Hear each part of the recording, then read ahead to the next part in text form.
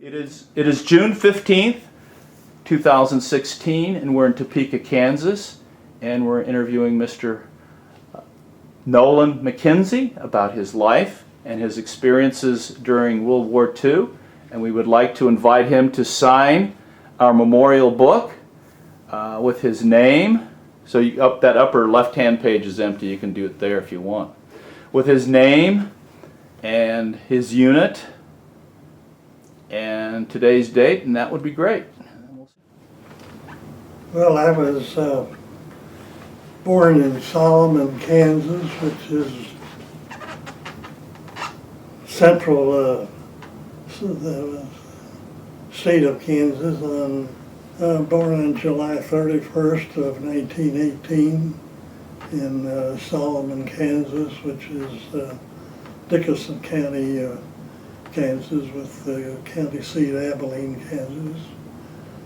And I attended grade schools in that city. I was born and reared on a farm, so I was just a regular first grader from the beginning. Graduated in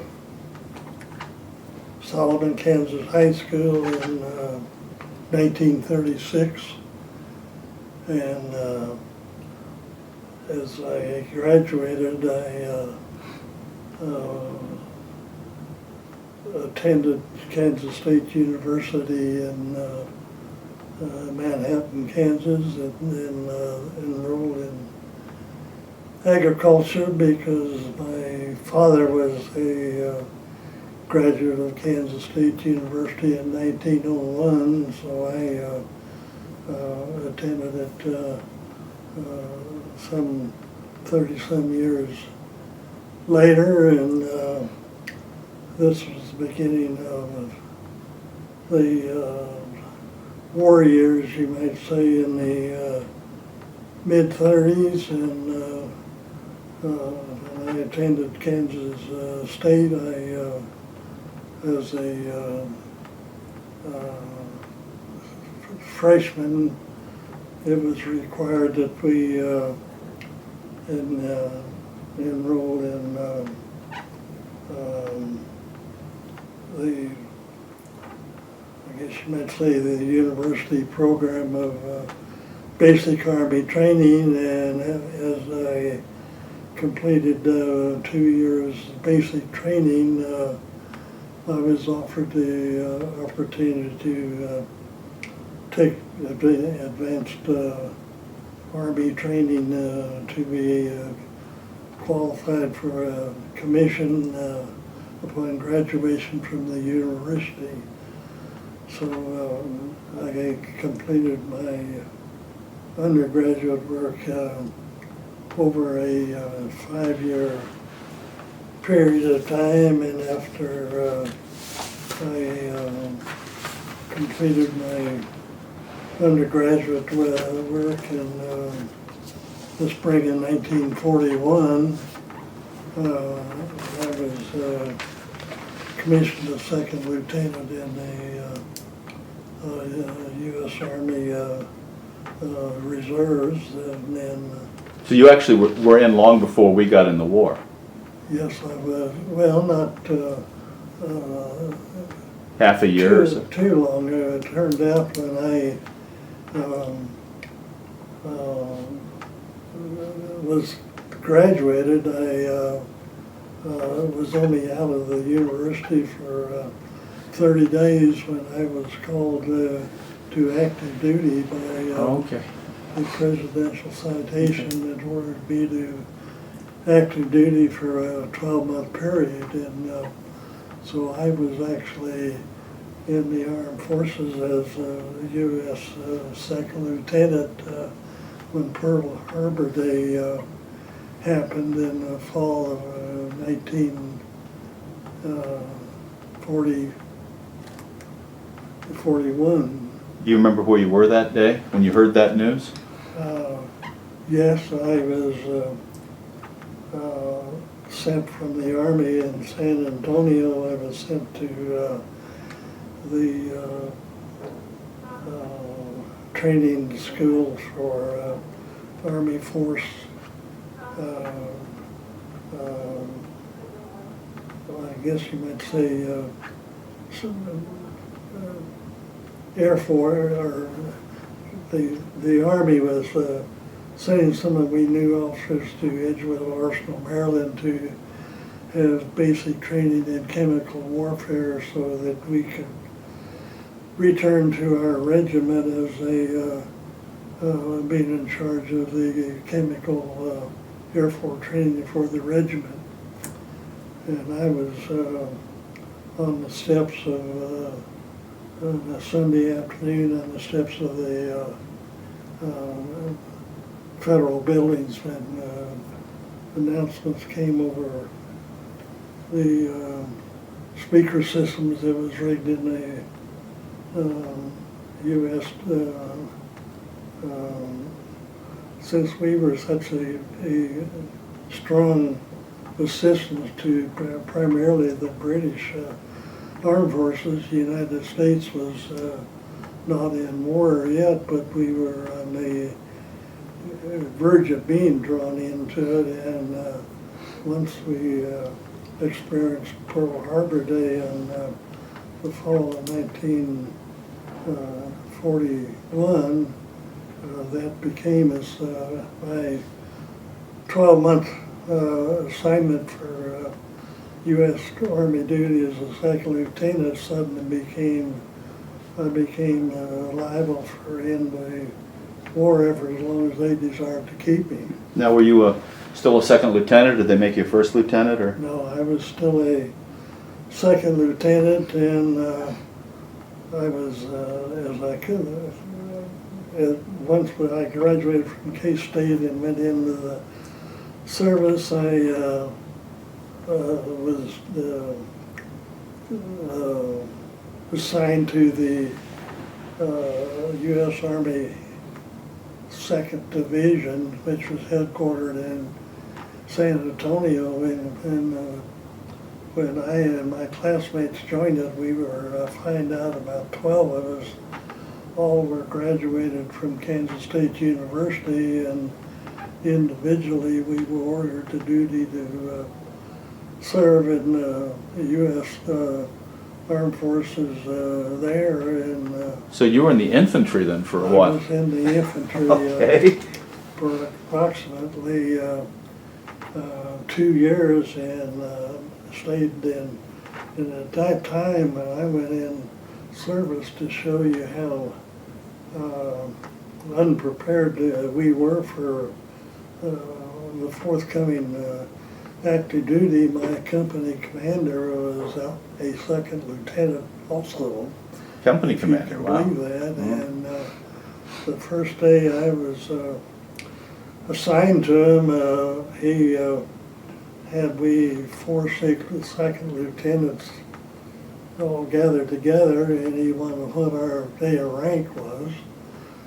And since we all 4 were graduated from Kansas State University on the same day, we all had the second rank. So he made the comment that we were all going to have our duty day to start that date, and we were going to be ranked. We were have our date of service duty on that particular date, and even though he was only a second lieutenant, he sure let the other 4 of us know that he was in command, and not forget, as it turned out, that he was a West Point graduate himself. Mm-hmm. And as he said, that he said things are going to start moving very fast around here, and this was before Pearl Harbor happened. So once Pearl Harbor happened, then we realized those that was stationed in Fort Sam Houston were going to be now fully a partner with Great Britain and France and the other allied countries, and this country suddenly just turned into a huge machine of recruiting boys and girls out of our school system, put them through training schools and to teach them. And the army that I joined was just a skeleton in size. Printer exploded overnight into tens of divisions and armies and so forth. And I stayed in Fort Sam Houston as a second lieutenant. I think I was promoted to first lieutenant. I was platoon leader down there, and there was three of us that stayed with the company there. We had a first sergeant that really was a drill sergeant, and we, as platoon leaders, we second lieutenants were in charge of one platoon, which was compelled of about 15, 18 individual people, and we trained on the reservations of Fort Sam Houston, and we had Army camps that sent us on maneuvers over to Louisiana, where we went through maneuvers out in the field of various forms, where we would set up radio. Well, at that time we didn't really have much of communications by radio. Most of our communications in the field was done by foot soldiers, and if we wanted to contact a platoon that was maybe entrenched to our right or left, it might be an eighth of a mile away. We had to send a messenger to get that platoon leader's message to her. And while we were on maneuvers in Louisiana, we were slowly introduced to communications by field telephone systems, where the company platoon leaders would take their instructions from the captain that commanded us. He would generally send us messages to our sergeant of our platoon to do whatever he wanted us to do in maneuvers. So the actual maneuvers we were on were pretty basic out there, and to show you how basically it was, I can remember one instance that our telegraph operator, that his position in the field was to sit on a spool of coiled telegraph. Well, they had machines that took our recorded missions down. And anyway, one time during a rainstorm, we had the lightning in the rain area of Louisiana where we was. Suddenly had a bolt of lightning that hit the ground in there, and it killed this telegraph operator that was sitting on a spool of wire. The charge just passed through him in the ground and killed him. And of course we completed our maneuvers in 1 or 2 months, and then we went back to our basic and did our platoon drills and our other outdoor activities. And it so happened about, I would say maybe about half of our enlisted men in the unit down there were were of Mexican descent because we were so close to Mexico down there that an awful lot of the population that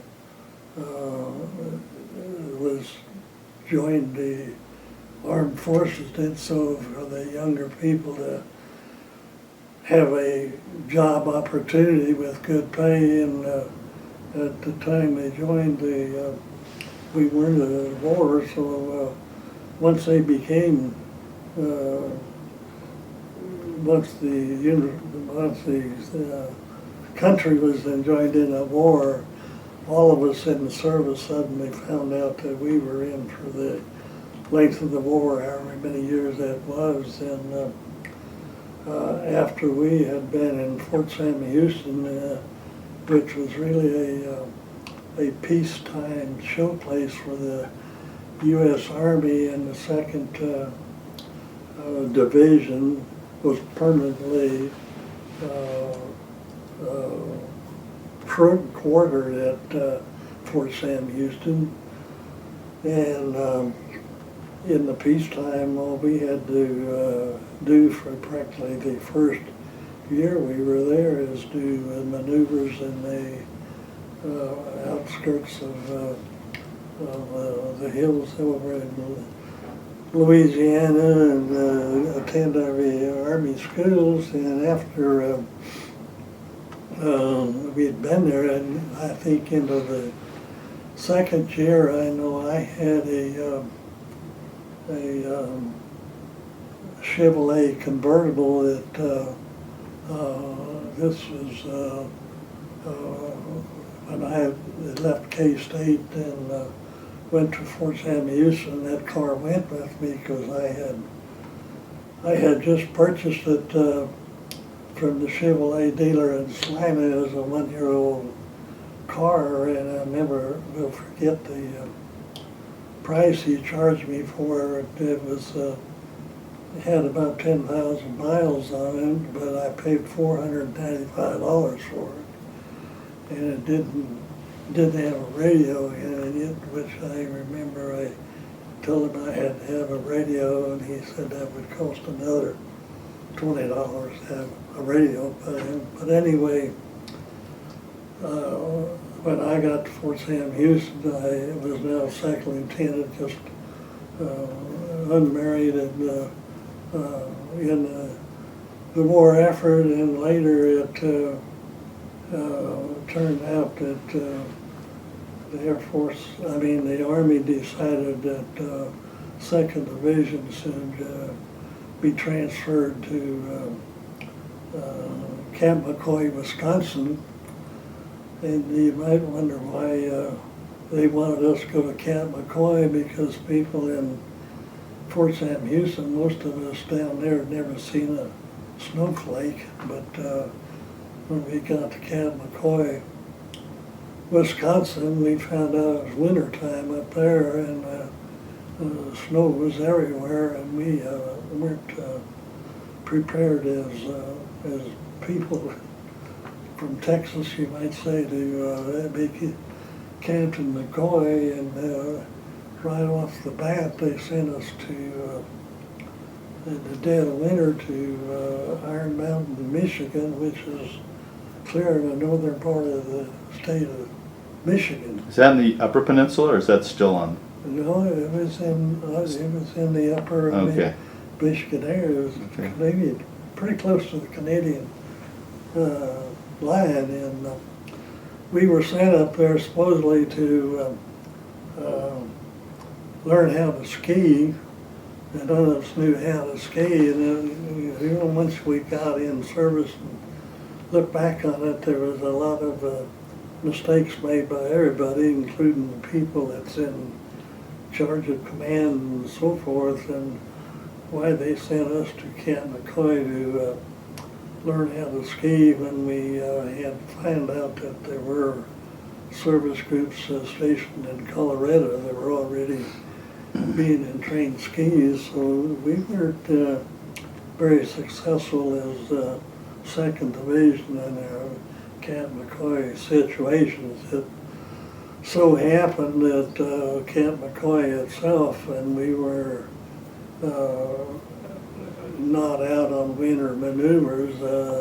We found out our snowshoe training was extremely slow up there, and our people that were serving and used to warm weather in San Antonio didn't fare too well in northern Wisconsin where we were. And I know I was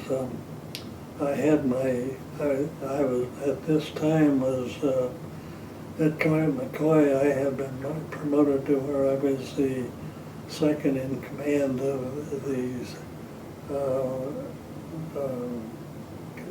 G Company, which was a company made up of 4 platoon rifle people, and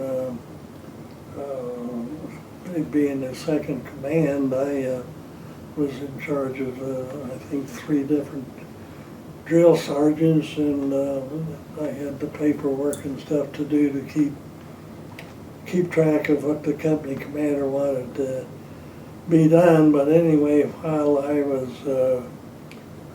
in training there, I met my future wife that was stationed at a hospital unit that was brand new organized and was serving had opened on the Camp McCoy Reservation, and this Army nurses on there were people that were set up to run a field headquarters for a U.S. Army unit. And to make a long story short, the lady that became my future wife was a second lieutenant Army nurse there, and a month or 2 after we were married, she received transfer orders to transfer her to the U.S. Air Force. Nurses were being trained to become Air Force field flight nurses, I guess they were called. And since marriage among junior officers was very common thing as long as we were still stationed in the United States and we're not dodging bullets yet, that pretty much all of our younger officers either had been married or soon were. And while my wife was transferred from Camp McCoy to, I think, Fort Kentucky to go through flight nurse there, I, in the meantime, had received an invitation to, I had applied to transfer from the U.S. Army to the U.S. Air Force. Well, what prompted you to do that? Well,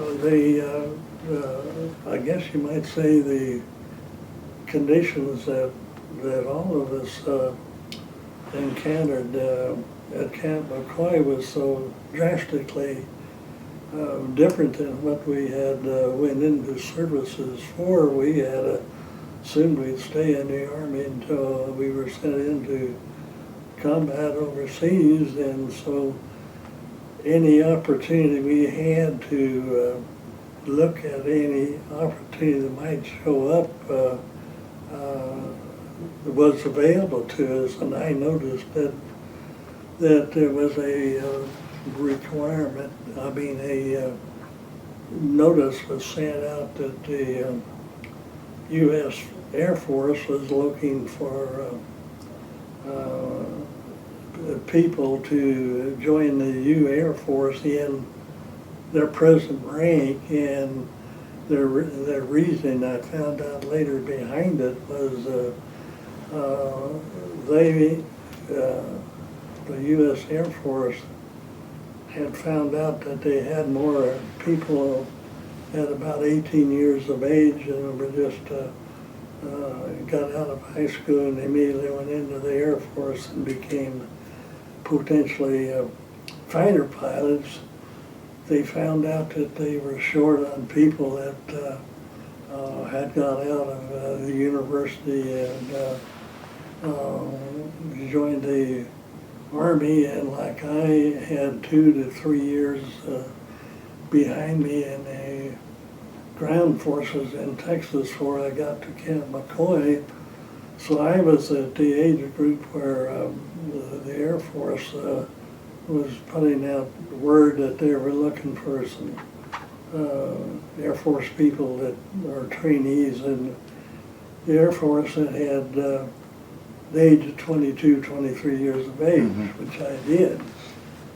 And to make a long story short, I also found out that I could transfer from the U.S. Infantry Sources as the first lieutenant to the 1st Air Corps as a student officer, which means that I would retain my rank as a first lieutenant, but I didn't know how to fly an airplane, and they didn't know whether I could or not either, but I was sent now back to Texas once I transferred to the Air Force, and now I found myself, I no longer, I still had my rank as an officer and had the silver bars on my shoulders as a first lieutenant, but I became just another student officer in the Air Force that was in training to become a pilot, because they were looking for people in the 22, 23-year age group to be not fighter pilots. They wanted somebody that had that extra 3 or 4 years to be perhaps a bomber pilot that had a crew of maybe 12 people instead of just a single plane. So the training that I went through as an Air Force as a student officer, I did, the people around me, I was quartered as the second lieutenant in the officers, but I trained with people that were cadets, and they weren't lieutenants, and they hadn't completed their flight training, and neither I, until we finally flight training that involved me having to repeat what a lot of people behind me had already now spent about 3 years in the service in the States, either in training or in ground training, or in my case, a year, half a year in ski training. And so even though I was in the Army from 1941 to 44, the last part of 1944, I really spent about 3 months in the U.S. Air Force training school to see whether I can complete flight training to be a pilot. And that required me to go through Air Force trainings first as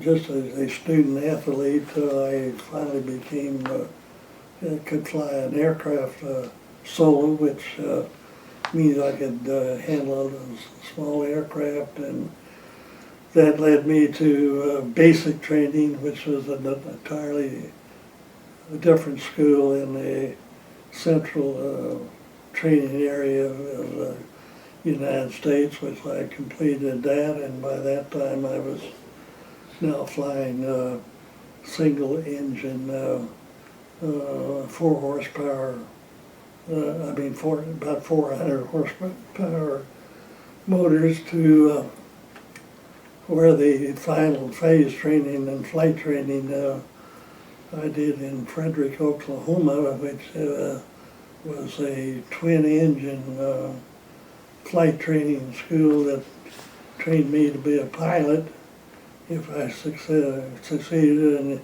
if so, I would probably be assigned to a twin-engine or larger aircraft.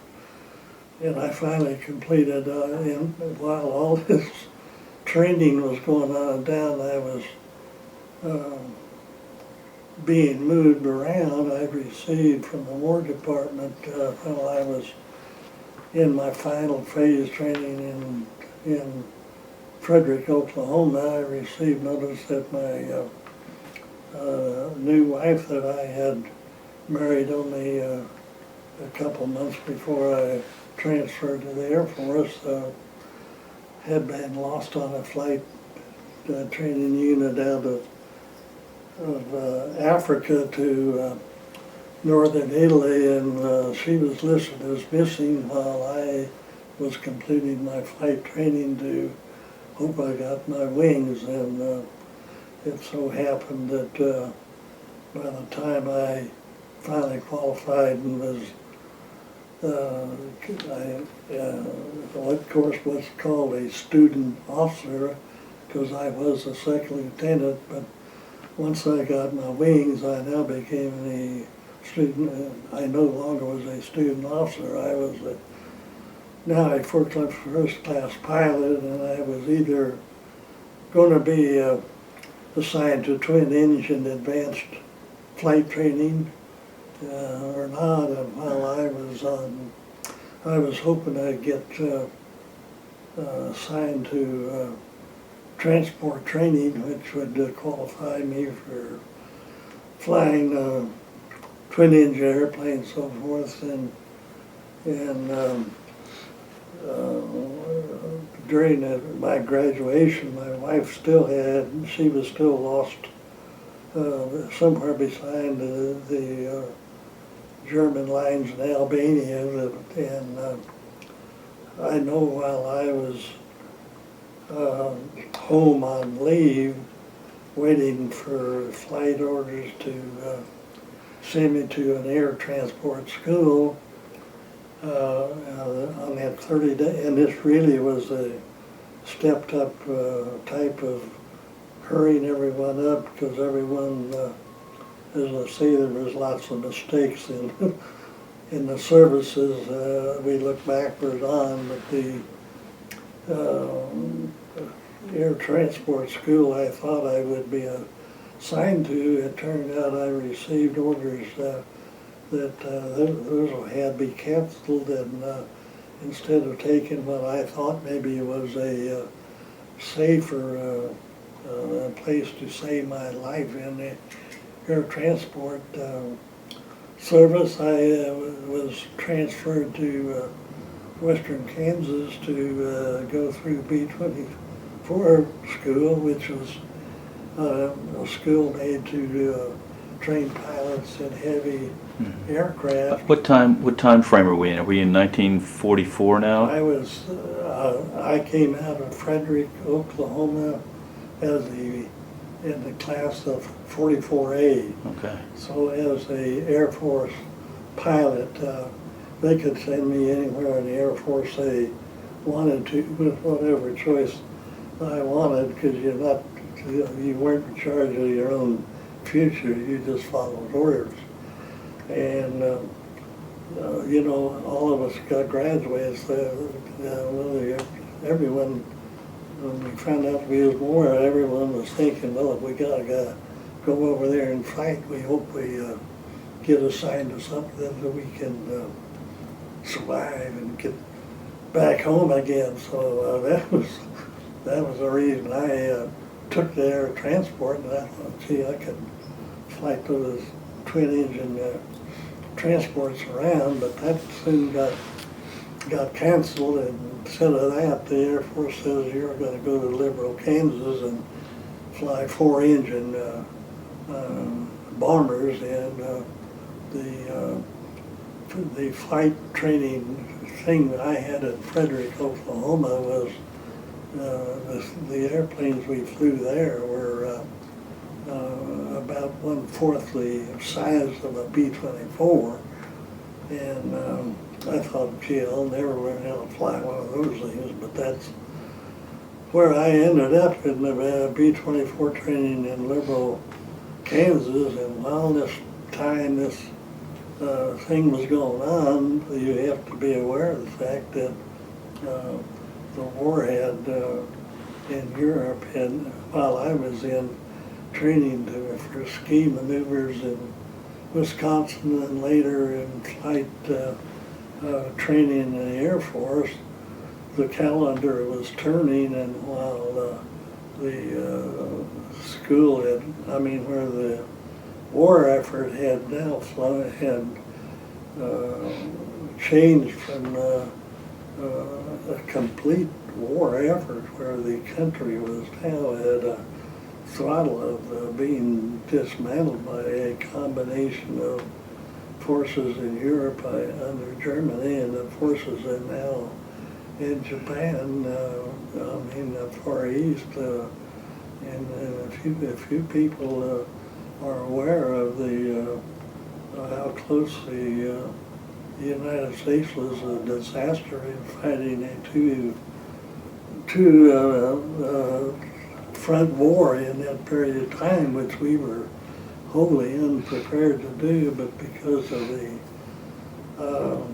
might of the industrial revolution, the United States had, I know in Willow Run, Michigan, became a huge manufacturer. While I was in basic training in the Air Force, they'd build these factories all over the United States, and Willow Run in Michigan had a assembly line. They said is the equivalent of a mile long, where they actually were building a B-24. Instead of taking months to do, they were building a B-24 in less than a period of time in the assembly line method. So in the meantime, those of us that were trying to learn how to fly them, and it was quite a revolution even into a new pilot, which I was, to suddenly find out in 6 months' time I had progressed as a student officer with other people to be an Air Force pilot. It took me 3 months to complete the basic training and get my pilot's training, and then I was suddenly sent to B-24 school to learn how to be a heavy bomber pilot. That's not where I had hoped to be, but that's where I ended in. And along the way there were people on either side of me that had the same hopes or dreams, and for various reasons some made it and some didn't. And in B-24 training in Liberal, Kansas, which was out in the plains of Kansas, we had our shares of people that they had to learn to go out any time of the clock and suit up and do whatever maneuver or whatever procedure was prescribed to us to complete our training. Not only were we training ourselves to save our own life, it turned out that we were being trained now to be a pilot of a plane that was going to have a crew of either 10 to 11 people that would be under their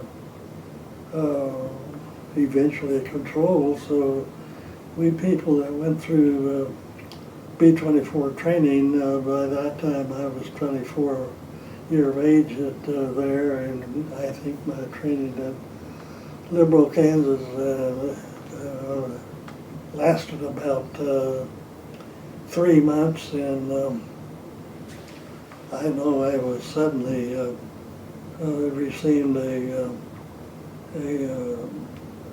movement from the Air Force, and I was going to be in charge of a troop train from, I think, from the Kansas City area that was to, it was the troop train moving a complete trainload of people clear across the United States for whatever reason, but I was only served on notice to be the train commander, to do nothing but ride the rails, but get out there with my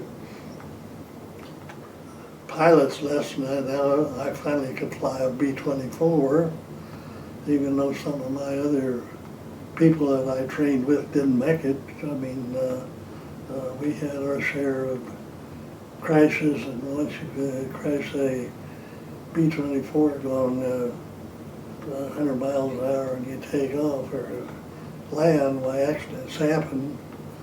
But anyway, I completed that, and when I got to San Francisco, I was now later by Air Force was allocated a flight crew, and that's when I was now recognized as a pilot that was going to be in charge of a 12-person crew, and it was made up of a second lieutenant that was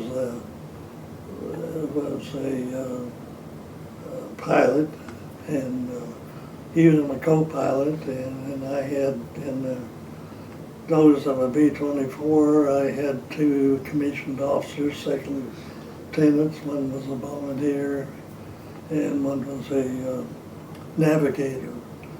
And so the pilot crew of a B-24 now I had, we met for the first time, and we had no selection process. You just took whatever was assigned to you and took your chances, and the same thing could be true for them. Those gunners and other people, the bombardiers and navigators, they didn't know me from Adam either, so we were all going to eventually assemble ourselves to where my flight crew would have when eventually got to flying the B-24s. We went through training were the same identical planes that flew in combat, and they would have a gunner assigned for the tail turret, and they would have two waist gunners that would fire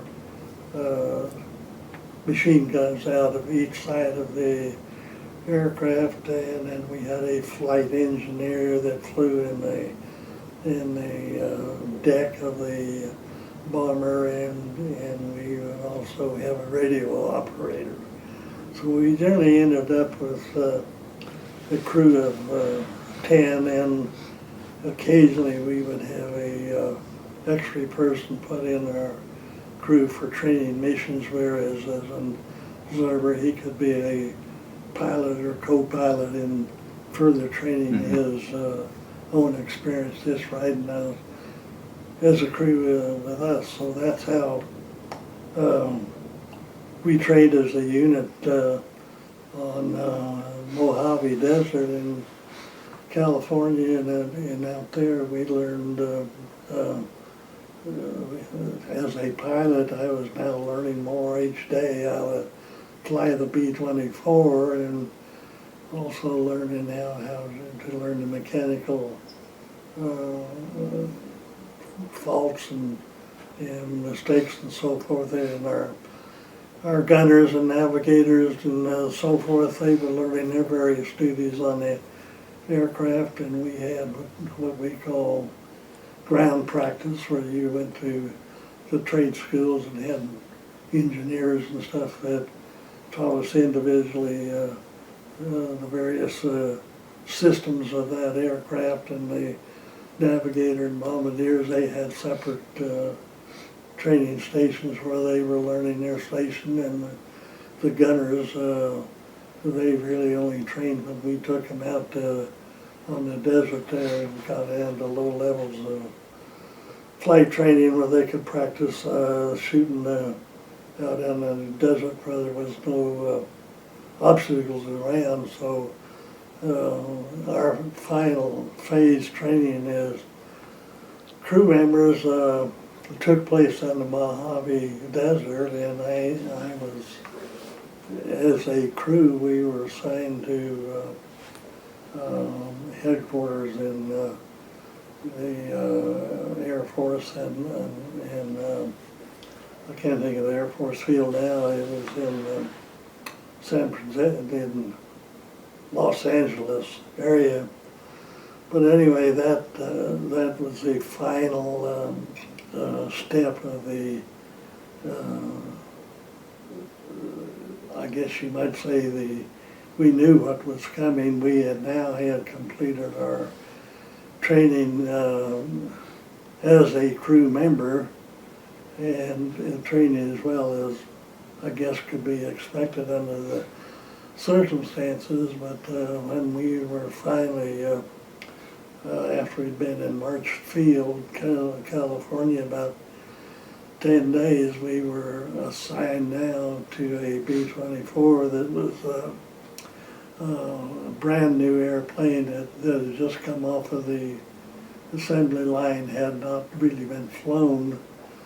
And they merely told us that that aircraft cost $1 million to manufacture, and we were going to be flying it overseas. And here we were sitting in California, and the war was going on both in the Pacific and the European theater, and D-Day, I mean, the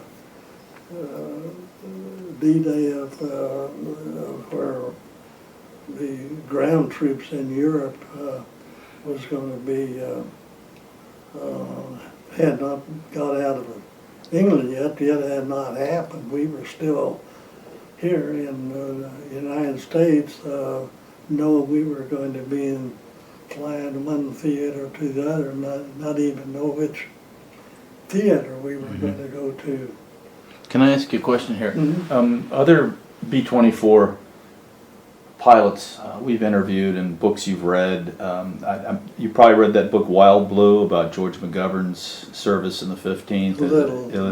And everybody said that who could compare piloting, say, the B-24 versus the B-17, said the B-24 was a very difficult plane to pilot. I mean, the steering was it's very difficult in that you had to be very strong to pilot the plane, say, versus a pilot in a B-17. Well, it turned out that the B-17 was a forerunner.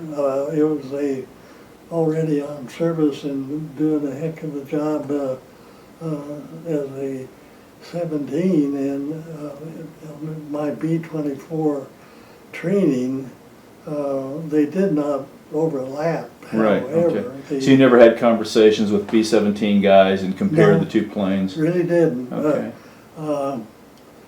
The only thing you would, I guess you could say where you would really get that thing would be the instructors that we had. Okay. Could have experience on both of them. Okay. Okay. And yes, they would be a very, very definite heavy believer in the one they had. Sure. And it turned out that the instruction that we had flying B-24s was very comparable to I'm just going to move this light a little bit. very comparable to what the other pilots were getting on B-17s, but to answer the question, the difference in flying was the B-17 was I guess you might say, a slightly slower plane than the B-24, and the reason for that, the wingspan was smaller, so you really had a smaller wingspan flying a plane that was flying about 2,000 feet higher than the B-17. Well, I know that the 24 had a heavier bomb load Yeah. capacity and could have a slightly larger range. Yes. Um, Well, that question is just answered by the wingspan. The B-17 is flew in combat missions around 24,000, and the B-17s would go another the B-24s would go another 2,000 feet higher. We flew most of our missions in combat when we finally got there at 28,000 feet. And our planes would landing in speed to take off the airplane off of the ground. When you take off, we took off with a heavier bomb load, so our ground speed when the airplane became airborne was generally 110 to I'd say 110 to 115 to 120 pounds, depending on your bomb load of takeoffs. And should you ever have to land with bombs again, you would just reverse yourself. The aircraft landing would then land at a higher speed by the B-24 than a B-17 would. So but the firepower and the I guess you might say the safety of the aircraft, the B-17 had a tremendous record, and they flew the B-17 primarily out of air bases in England, Yeah. and that's about all they flew was the 24s and the 17s, because that's what they were trained on, that's what they had crews, and they were ready. About all they could do is crawl in what they were told to, and we in the 15th Air Force that really came out of North Africa and into Italy, and then flew our missions from the length of Italy into Yugoslavia on the east side, and across the Alps and into Germany's. We were flying a little bit faster airplane than the 17, so our targets were a little bit longer. We only in the 15th Air Force, when I later became acclimated to it, the 15th Air Force had what they call, I think there were either 3 or 4 groups in a wing, and there'd be a wing would be made up of another 3 or 4 units of B-24s. We only had one group of B-24, yes, the B-24s in the 15th Air Force, but we had about 18 groups made up of B-24s. I may have reversed myself. Sure. We were in the 15th Air Force. We were primarily all B-24s. And once we got on commissions, we had to let the B-24s be the last ones in the target, because on the way to the targets, the B-24s were a faster airplane. They flew faster and flew higher and outdistanced the B-24s that were falling. So the B-24s that we did have in the 15th Air Force either were the first ones to go over the target, that they were predetermined to be there a half hour ahead of us, and then the 24s would come in a little bit later for the same target. And I mean the 17s, the 17s. B-17, Yeah. yeah. Can I ask you before you before you were overseas, your last major posting is in California, and then can you tell us the sequence of events as to how you got across to Yes, that's kind of an interesting. North Africa?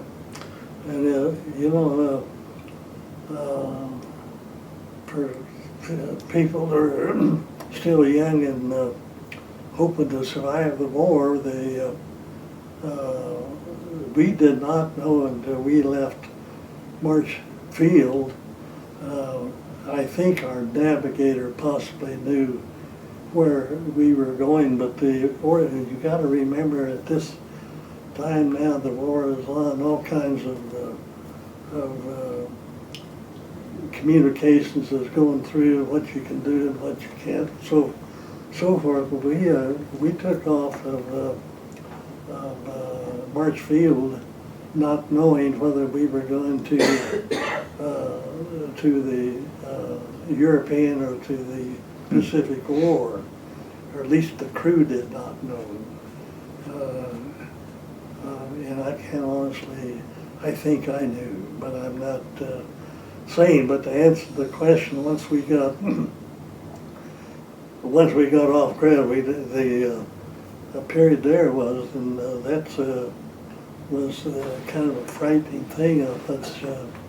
We were asked to take off from Los Angeles, and I think our first stop was somewhere in Tennessee. That we flew so many hours where we had to land and spend the night for a rest and air our gasoline up for our aircraft, and then the next log of our flight was to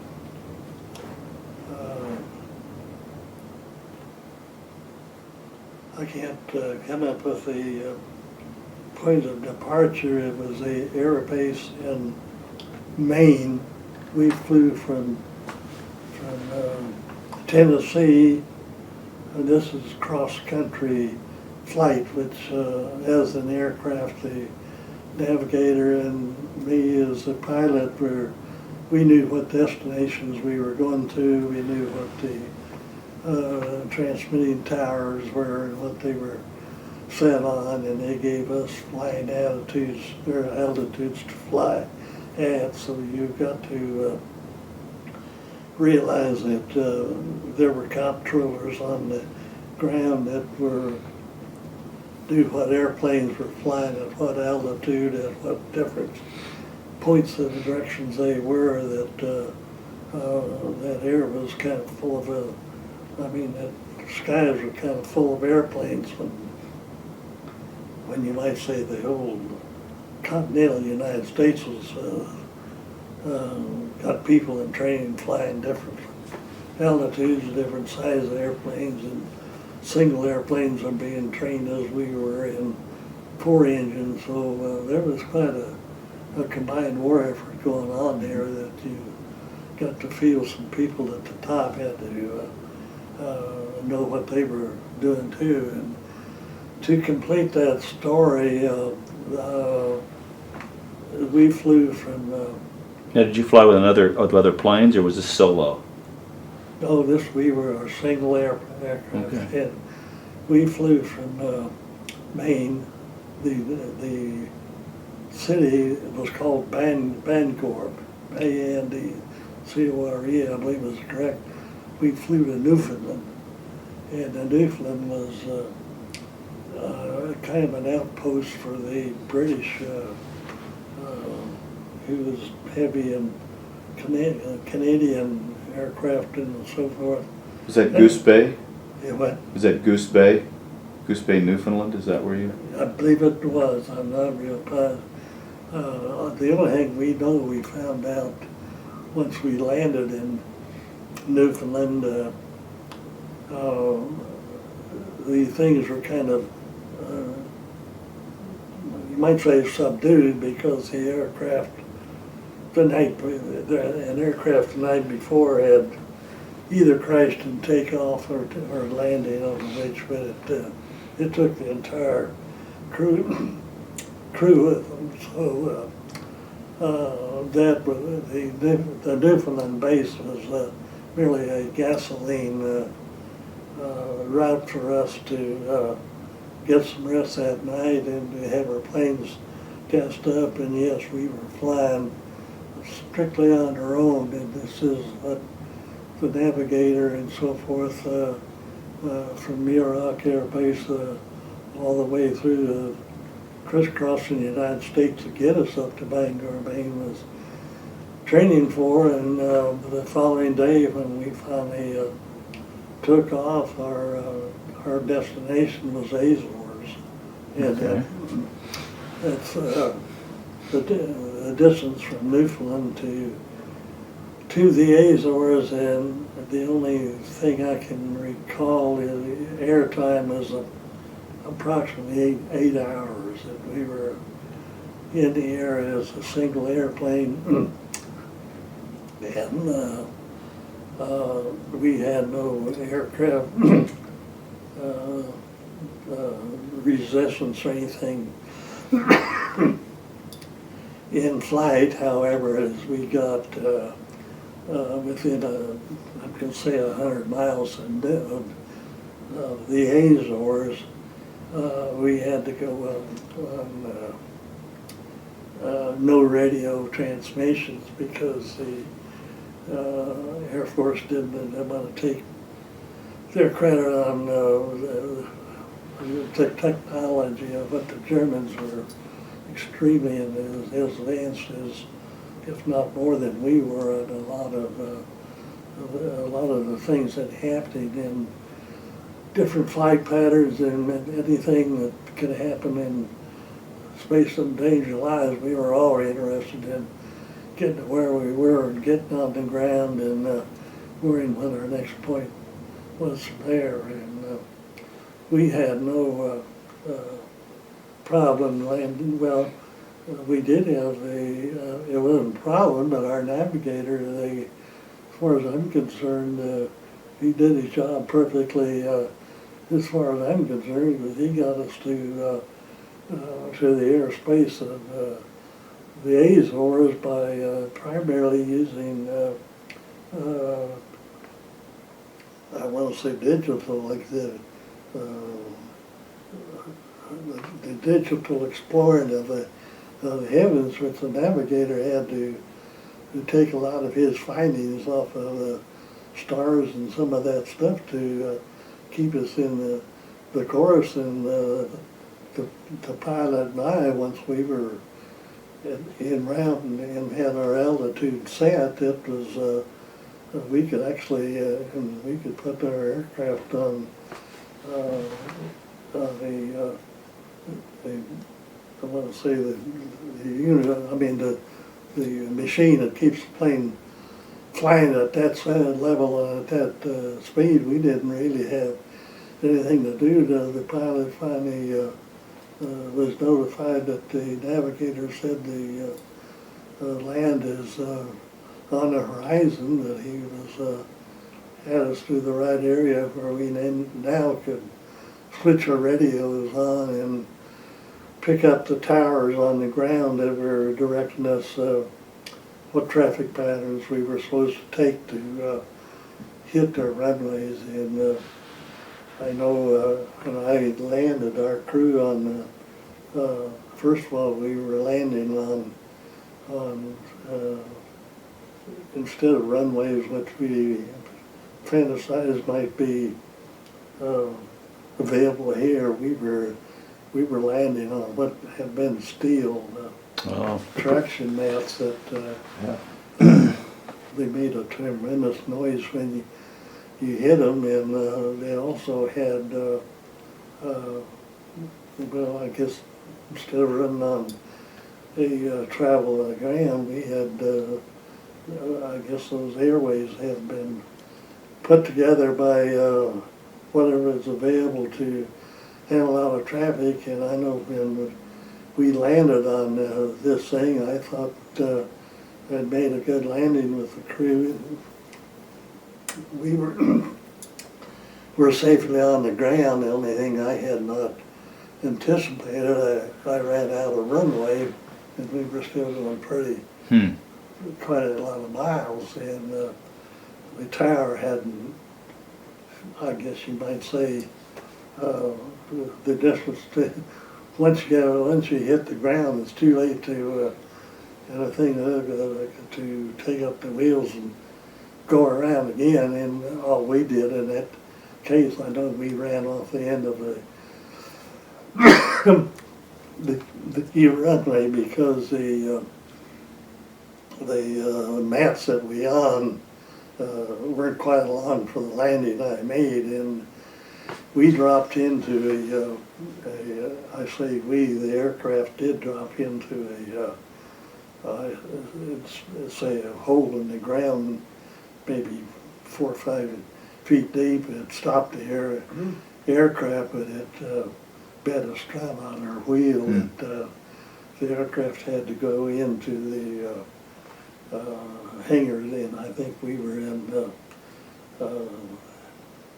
let's see, I'm talking about two things. The landing we made in the Azores was all right when we flew from the Azores to North Africa. That's where I landed the aircraft, on a runway that was made up of this steel mats. So they did not stop the forward progress. So the Azores was also steel matting, or that was a regular? I recall it was, yes. Okay. I'm not sure both of them was. One of them was, and I think the North Africa was the one that was, because the Germans had been in North Africa and got run out by the British commander finally that took over North Africa, and there was a lot of bomb damage on those airports and stuff on the ground, so you could tell where bombs had dropped in the landing areas, and they had put this. Now, do you remember where in North Africa you first landed? Marrakech. Okay. And we were at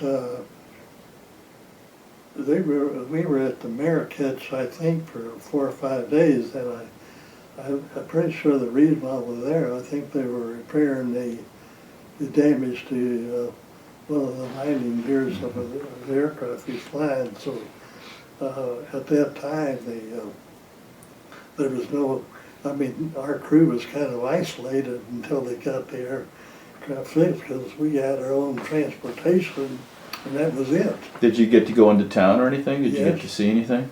Yes, because I can remember we were in town, and of course you were, if you were looking for cigarettes, you could buy them 2 ways. You could get them out of PX if you'd find one there, and I think they were 50 cents a cart for a 10 package carton for 50 cents. And if you got it in town,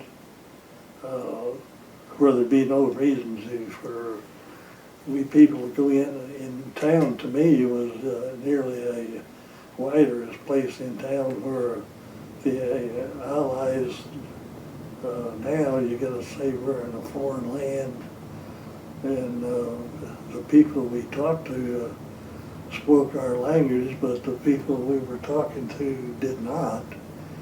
So we would be contacted with by native kids and stuff that wanted a package of cigarettes, or they wanted a coin or anything, and sometimes you throw some coins just to get rid of the bunch of kids chasing you, because they were just what kids were. They were just the airmen coming through there ahead of us had already set the pattern that the locals came along. They got to live too, and they're going to live off the countryside of whatever the Americans either throw away or loot or abandon. And in the meantime, anywhere where the Americans had been first, we left. Every time as the aircraft, I mean, as you might say the war is spread, you leave the civilians wounded and hurt and bad, because that was their land were invaded. But on the other hand, those people were beggars and looking for so say, anything they could get, because they were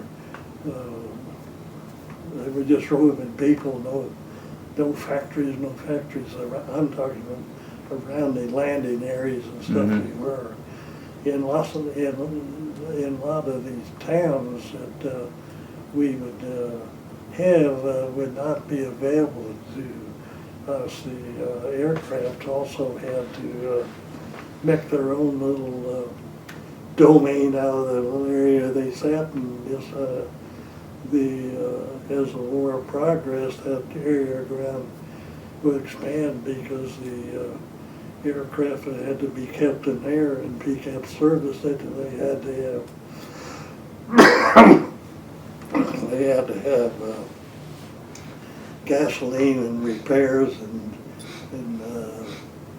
mechanical people on the ground servicing what we were flying, and we were strictly headed to a war zone someplace. So when we finally got news that our aircraft after 5 or 6 days was going to be available the following morning to take off, we went over and we ended up landing in close to Bari, Italy, which was. Oh, so you went right from Marrakesh to Italy. You didn't go anywhere else in North Africa? No. Oh, okay. Okay. There were other places in North Africa. We found out Cairo was turned to be a place for the upper Air Force brass to go on weekends to have a bender if they had a 2-day leave, or wherever they could go and buy some liquor or something else for their country clubs or whatever. So conditions that the people found on the ground were pretty sparse. And so how long was that flight, do you remember, from Marrakesh to Bari? well, you go across the Adriatic, and Bari, Italy is about, I'd say maybe 150 miles from the boot, maybe 250. It was a southern part of Italy. But Right. I'm gonna say. So did you actually, was that your base, or was that just so the headquarters and they No, sent that- you to another base? That was a head base, and they sent us back to the boot of Italy, which it turned out that the 47th wing, which was the wing in the boot that now had, I think, 4 groups of each. Each group would, I've got it, the makeup of the thing. I don't remember all the direction on, but I know once I left Bari, Italy, I had an air base in southern Italy that I was to land on, and it would be a group headquarters that would have. Do you remember the name of your base? Yes, it was the 360th group. Okay. Heavy bombardment group we were. Okay. Do you remember what town it was near? Do you? The town it was close to was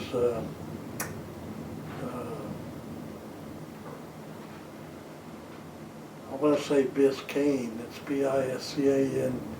It was a town. It was awful close to Toronto. Okay. Okay. So right in the instep, near the instep. Yes, it Yeah, was. okay. Okay. And this town, Bari, Italy, it was about all it was a small town with probably a few merchants, but it would have at least a couple of, it would have a canteen and probably a nurses, a Red Cross representative where, and it would kind of serve the needs of the squadron we ran. So the air base we set in would hold it would I think that I am wrong, it either had 2 groups or 3 groups of each squadron would,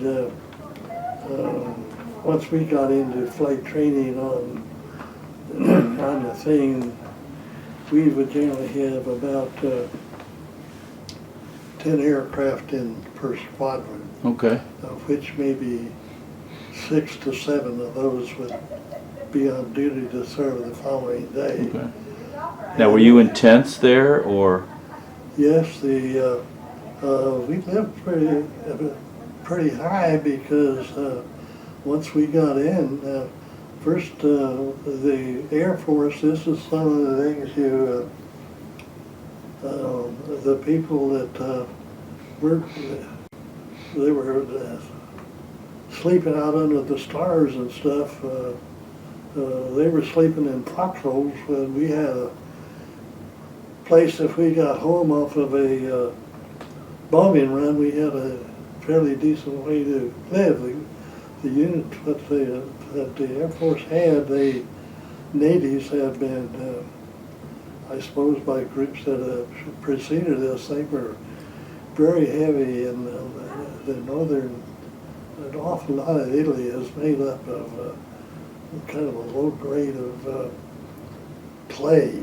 Kind of the hillsides and stuff are all white clay and everything. So a lot of their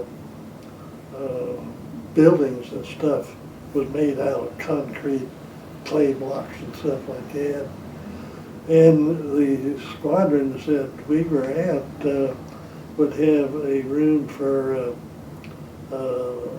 each 4 each 4 crew members have one of these tent bases that would have 2 cots on each side. Mm-hmm. So were all of the officers then on your plane in the same tent? Yes. Okay. And how about the enlisted crew? Did they have their own tent then? They were in the same area, but they were tented. Well, because I do not. I think the only time I believe they were showered is the men's toilet had a separate shower headquarters for the officers and the enlisted men. But we would have, we would generally have about 10 crews in a squadron that would be housed together on this air base that probably would have about 4 different squadrons there. Okay. So when we would go to the to the headquarters of the 376, and on mission days when we would do there, about only half of the crews that would be showing up that day to fly were prepared for that mission. The other crews were either resting from one, or you got to realize the ground crews were repairing planes that had been either single shots in the head or come under heavy fire, or in some cases, some of those planes were landed that made it back that would even have an engine or 2 knocked out. Mm-hmm. So those planes would be out of commission for maybe weeks or at a time. But now that did not excuse we flight crews. The plane that you might may have some damage on it, but you could still be assigned to another B-24 the following day. So you tried, they'd do their best so to have crew integrity, whatever plane you were on? Yes. Mm-hmm. Now, were there ever any incidents where you couldn't have crew integrity for some reason? You know, some crew member was sick and there had to be a walk-on replacement, or? Yes, they did. the ground personnel, it's again is crew to time before us.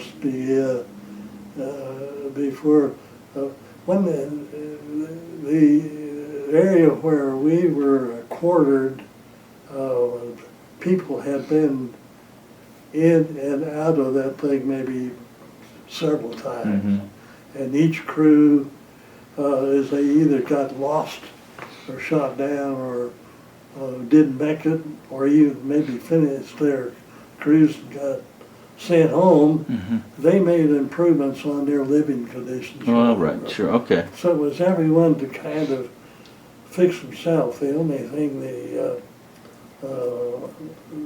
what we were presented with, as I can recall, we had the brickway in there to set these depths that we had really came up with, as I recall, just 4 quarters in was it regular field tent, and our thing would be about the size of this living room with 2 cots on each side. So it's okay, it's pretty good. Yes, but I got to thinking that we'd always hear if somebody had a fire under the living conditions, and they'd get out alive, but wonder how that could happen. But if for some of us that's not used to fixing everything broken down, you get to looking and see what you're surrounded by. And it turned out that previous crews ahead of us that had either somebody provided them or they got their own. Someone rigged up a gasoline tank out there to hold aviation gasoline. And you say, well, how the hell do they burn it?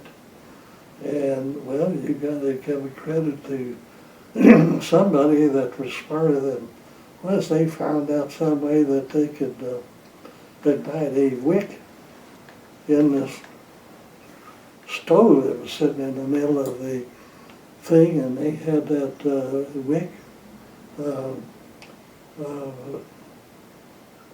was in some gasoline that was panked in from the outside into some kind of a container that would keep that wick wet, but still didn't catch flame. It was just like a wick in a lamp. Okay. And it burned like that. But that would keep your tent warm then? Yes, it did. And yes, that thing, those nights that we were on the ground in Italy, particularly northern Italy, we did not have any bad weather, but that temperature out there year-round would be on the warm side, and you're surrounded, all of Italy, you're surrounded all that southern half and clear up to where it joins the main thing. That temperature change,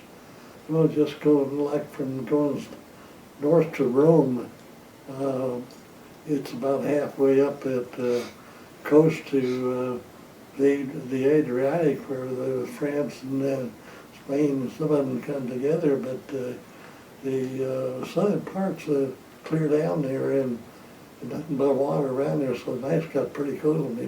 Yeah, no, I know. I've spent many winters in the Mediterranean. It's not sunny. Yeah. It can be cold and wet. Now, so the only permanent, and your airstrip at Biscayne, I think is the name of the place, that was also Marsden matting, the pierced steel planking. That was the kind of runway you had there. It wasn't paved, right? Do you remember? I don't think it was planned. Okay. I don't think it was. So it's a steel planking, just like you'd had. No, I don't think. I think we had. I think we'd had runway. Oh, you did. Okay. Yeah. Now, what were so the tents weren't permanent? Were there any permanent buildings on the base? Like, was there a Yes. headquarters and mess hall? Well, the headquarters we had, our tents would be the headquarters that we had that you could walk to eat in, or I'm talking to. I've got to differentiate. We have the crew had their mess halls, they call them, and they had And those were permanent buildings, not Yes. tents. Okay. and they looked to me like they were 2 or 3 outer. I suppose some of those things had been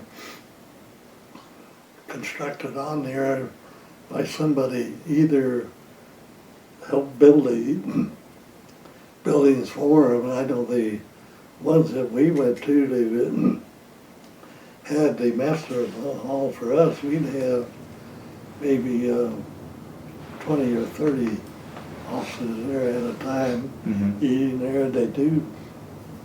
You were assigned times like 7 to 8, 8 to 9, or something down to have a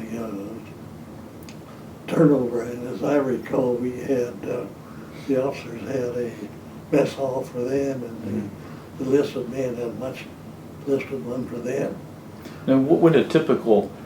Okay, now from what I understand from talking to other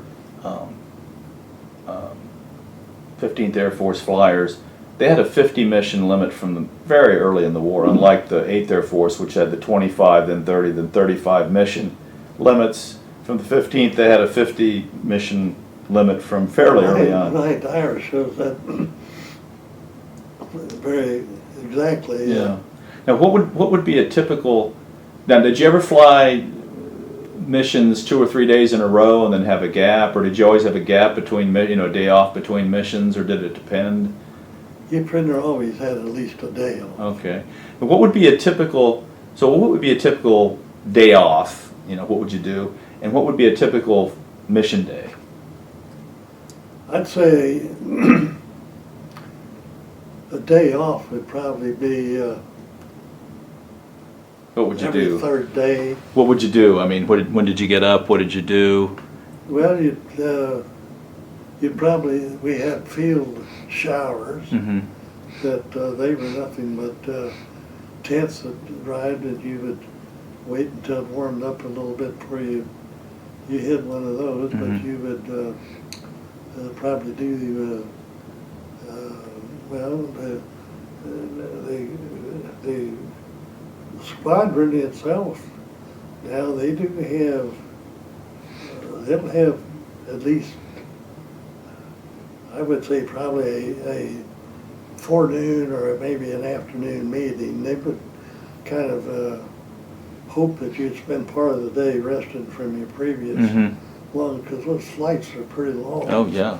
But I mean, did you play cards? Did you get to go? Was there a local town you could go into? Yes, that kind of thing? There would be little locals you could go into. There was not transportation, so you generally, and officers, enlisted men and everything, they had a, officers would have a, you might say a canteen, and enlisted men would have one. And these weren't, there was no race differential between the enlisted men and the officers. That's something that people at home might think, gee, you guys lived high on the hogs, and some of them didn't. That didn't happen at all. The crews, as near as I can tell, when they met together on those airplanes and crawled them on, boy, they were, we were pretty close to one another. And the fact that you might eat or separate was I think, was merely for the quarters that were provided to them. The quarters and the eating. Yes. Yeah. Now, did they ever give you any time while you were there? Did they ever give you an official leave of like 7 days or 10 days where you could go anywhere? Yes. Where did you go? Well, we had a great deal out of southern Italy. We went to. Did you ever fly to North Africa, for example, to do anything? It was a Isle of Capri. Oh, okay. C-A-P-R-I. Yeah, I know. I've been there. I know. Yeah. So that was a real yes. R&R spot for a lot of guys. Yeah. Yeah, on the Bay of Naples. We had to. I think we got to go to the Isle of Capri. Okay. I'd say maybe about our 20th mission. Okay. and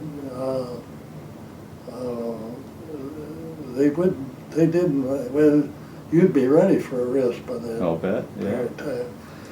To get back the number of missions we flew, my notes will give you an idea there. You had to fly 35 missions, Mm-hmm. or 40, wait a minute, 35, 50. You had to fly 50 missions or 35 sorties.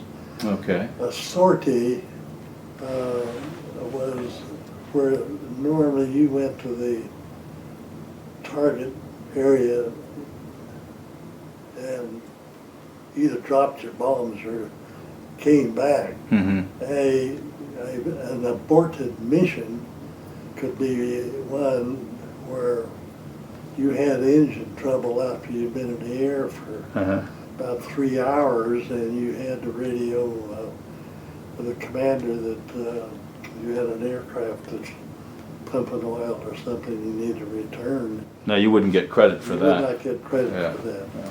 So that helps use up some time, because there's a few other things in there that probably the commanders, if they do, there's a few, when you get as many aircraft as are flying and you got different human beings that are flying them, there's always talk among the pilots and the airmen and even the people flying that somebody's aircraft turned back.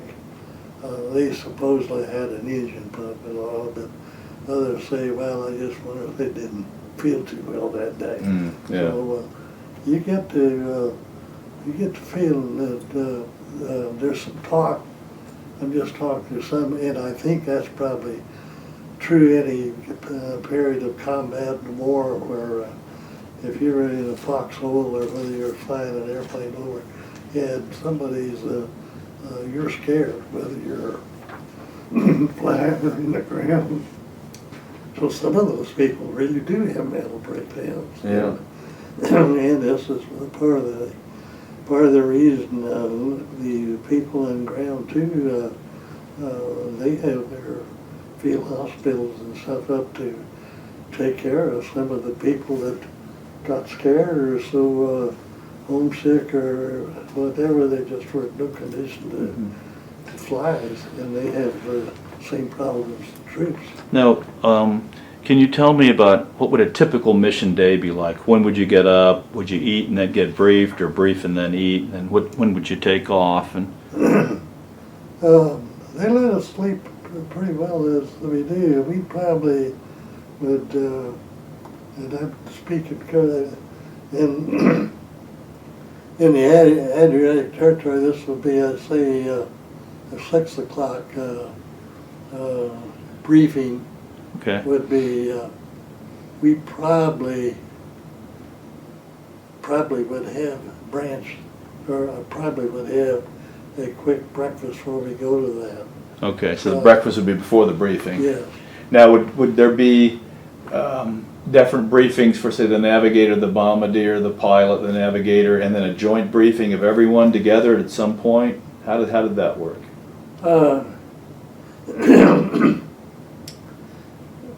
Most of the time they'd all be together, Okay. including your gunners. I mean, there's no secrets in there because they're all lying. They're all going to be on one of those Oh, sure. airplanes. However, to answer that question, there were some individual briefings protected for bombardiers. Mm-hmm. I mean, probably for navigators, Okay. and well, even bombardiers, because you gotta agree that the people that's flying the airplanes, from the nose up there, and the bombardier actually steers the airplane That last couple of over minutes. Yeah. the targets in there. So to get you up there, those people up in the nose are just going along for the ride, but they're flying over what would be target areas, the stuff on the ground that they're saying, but once by this time you're, as you approach a target area, you start to run into either fighter or target, anti-aircraft condition, and you'd be amazed even in the days that that we were over there in the Air Force in 1945, how accurate the German those 88s, on the ground. Those 88s, they could throw them up there. Boy, you can just think you're on a milk run today until the first shell bursts, and it may be right outside your window. Yeah. And so by the time you turn on your bomb run, those guns on the ground know they know what direction the aircraft flying that thing have traveled on the ground. They pretty near know the pinpoint what area is going to be flying over their enemy. Oh, sure, they have a little box rigged up. They know where to. Yeah. Now, did you guys get flak maps that would tell you where from previous intelligence, missions from intelligence from previous missions? They'd say the flak is really heavy here, light there. So, did you get flak maps of any kind, or not that you remember? You say flak? Yeah, they're called flak maps. The 8th would give them out to the guys, and they'd say, okay, we know from previous missions that this area is particularly dense with German anti-aircraft, so try to steer away from this area. Did they give you that kind of information? Well, they did, not us, but you had the feeling that crews ahead had received that. Right. But here again, you don't estimate the fact that the people on the ground are capable of, and were capable of having those anti-aircraft guns and stuff on machines and tanks or anything else that could hold them, and they were mobile on the ground. Yeah.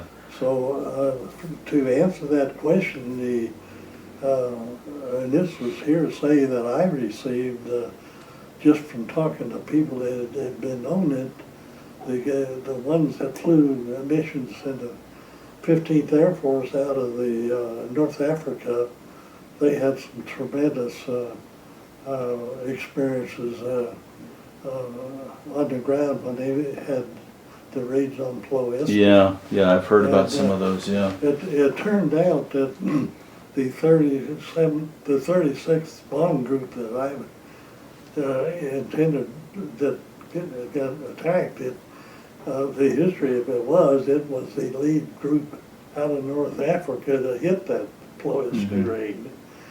And more than half of them, more than 50% of those aircraft were shot down. Yeah, that was that August 1st 1943 raid, I think. Yeah. Yeah. I know they hit it many times. In fact, I wanted to ask you about that, but first I wanted to ask you a couple other things.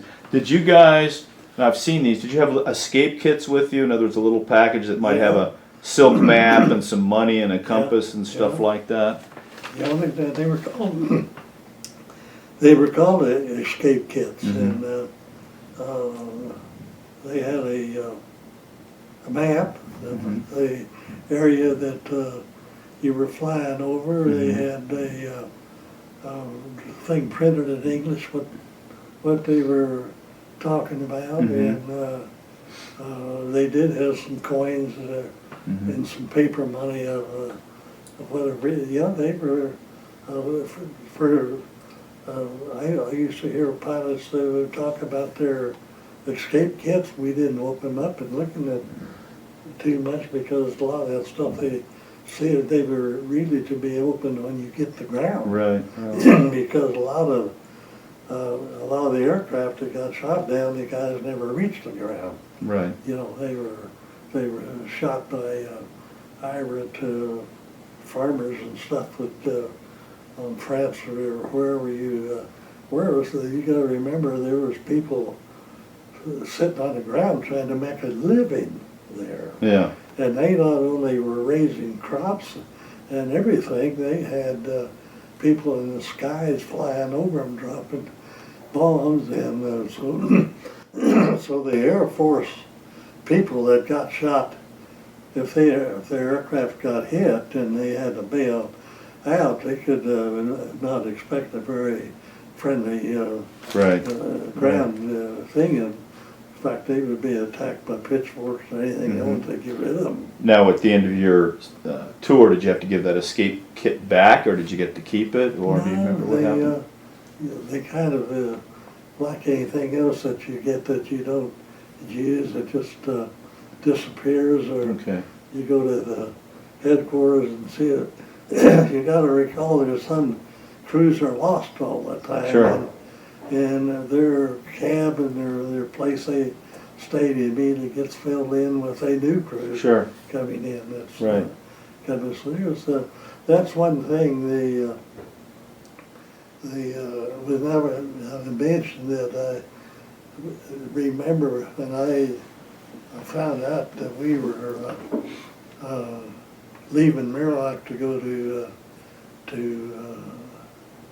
Europe, or that we got there whens to go. I know somebody on the ground said, well, 43% of you is arithmetic of that completes their missions, and that doesn't mean that the rest of them got lost. It means that they either were shot down or did get lost, or were on the ground and eventually would come back. But it so happened when I joined the 376th mission, if you can believe this, it turned out that the mission was coming back from Ploesti. And Ploesti, it turned out, had been under aerial contact for more than a year. It runs in mind about 14 months. But anyway, our squadron, I think, sent out, if I recall the thing right, they sent out 7 planes that day and got 4 of them back, 5 back. That's Ploesti. Yes, but it turned out, I heard about that every time we went into briefing. We hoped we not going to. Did you ever have to go? Did you? I was just going to tell you that the raid that got to the 376, the one that came back that day was the first one, was the last one that hit Ploesti. Oh, okay. So they had knocked so much of the ground stuff apart that the wreckage on the ground must have been pretty intense. But the 15th Air Force, I heard this from missions when I used to get up to Air Force headquarters and stuff. The 15th Air Force lost more than 1,000 crews. I just said, on the Ploesti raids. Wow. Now, so by the time you got there, the Ploesti raids are pretty much finished. They were finished. So you were happy about that, no doubt. Very happy. Now, what about escorts? When you guys would do your missions, did you have fighter escort, and if so, where did you pick those guys up? Well, that's an interesting thing. We didn't know there was such a thing and didn't see him until really towards, I'd say my missions lasted about, I started them in August, September, I think it was, and I finished them in the following March or April. So it's about fall 44 until spring 45. Yeah. We would start to see, I think these fighters that came up, and I think they were attached to the 9th Air Force, but I think the number of the fighters were being flown with black pilots. Okay, so that would be the Tuskegee Airmen then, probably. And the reason they would even fly up us on our return, first of all, they didn't have the gas capacity to get over the Alps and get into where we were dropping bombs, we had to fly over the Alps to get into Austria. So your escorts were pretty much, as far as you know, all P-51s. You didn't have any P-38s or P-47s. It was pretty much all P-51s as far as you. P-51s became a very, very popular aircraft there. Right. We loved to Standard. see them. Yeah, because they had great range. Yeah. So that was the standard. They could apparently pick up the bombers at a deep point in the thing when they were crippled.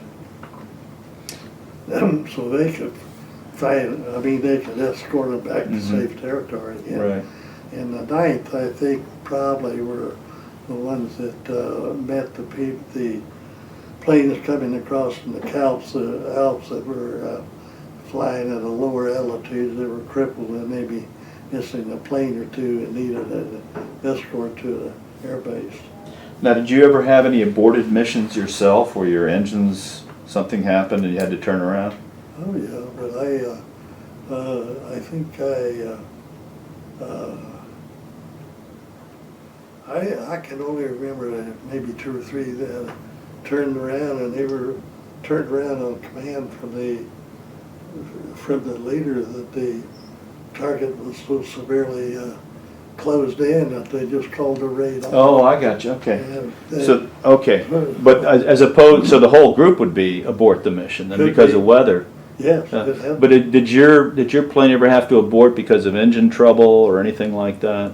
You know, where the mission had taken off, but you had to, your plane had to go back because something was wrong? no, I can.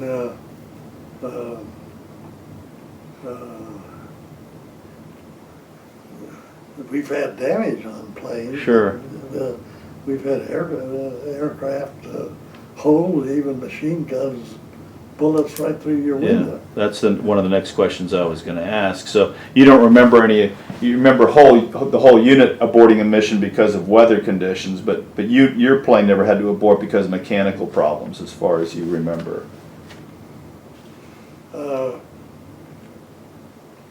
No. Okay.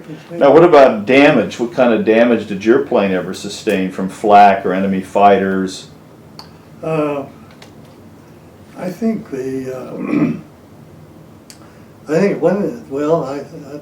the answer to that, I think a lot of them is to the airworthiness of the B-24 plane, because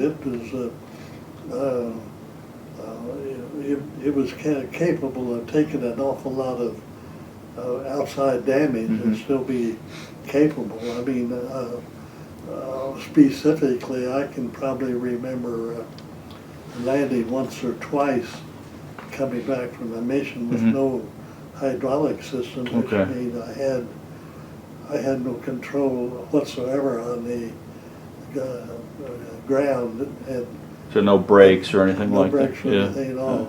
The only thing you had to use is wait till your temperatures, your distance down to and you've got to realize the ground crew had prepared them for that very emergency. Oh, you'd radio ahead and say, yeah. Yes, so I would have to say that the accident I happened in North Africa on the way there was a little bit of a failure of myself on the ground that I was not expecting a hole to be at the end of the Sure. Yeah. thing, but if the next guy landed behind me might have saw it or might Right. have not, but if you made a mistake, you generally paid for it either. If you dropped in a hole, you got off the runway or something like that. Right. We had a few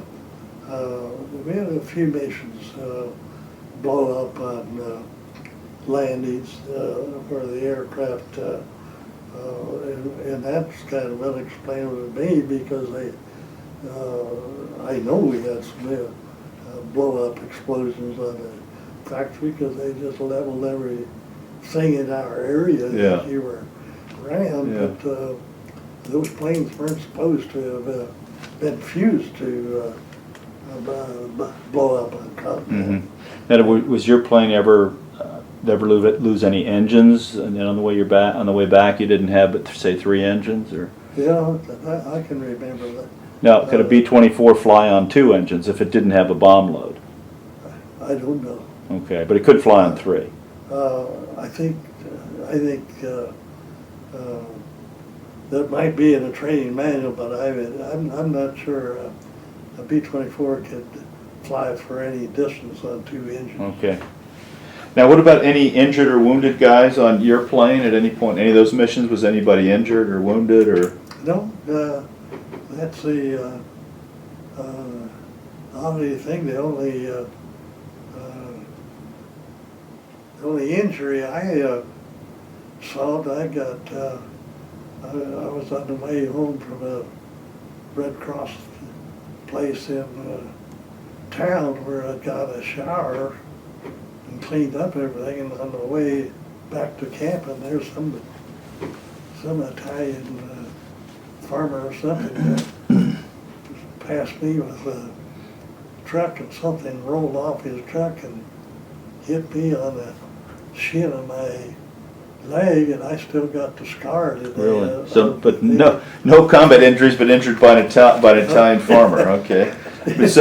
So nobody in your plane was. So you had a lucky plane then. Yeah, Nobody. I did. Yeah. Now, did you have any nose art on your plane? Did your plane have a name? 'Cause a lot of those planes had nose art that had been put on by previous crews, and the later crews tended to keep it for good luck and so on. Did your plane have a name? Well, I'd have to say no. And I think that really had a lot to do with was furnished us on the way over. You got the crew that the plane we flew was new. I don't think our guns were loaded, but they could have been. Right. I mean, the plane was equipped to go into combat, and those painted noses and stuff, those were painted on there by crews on the ground. Yeah. So the plane you flew over is the one you used?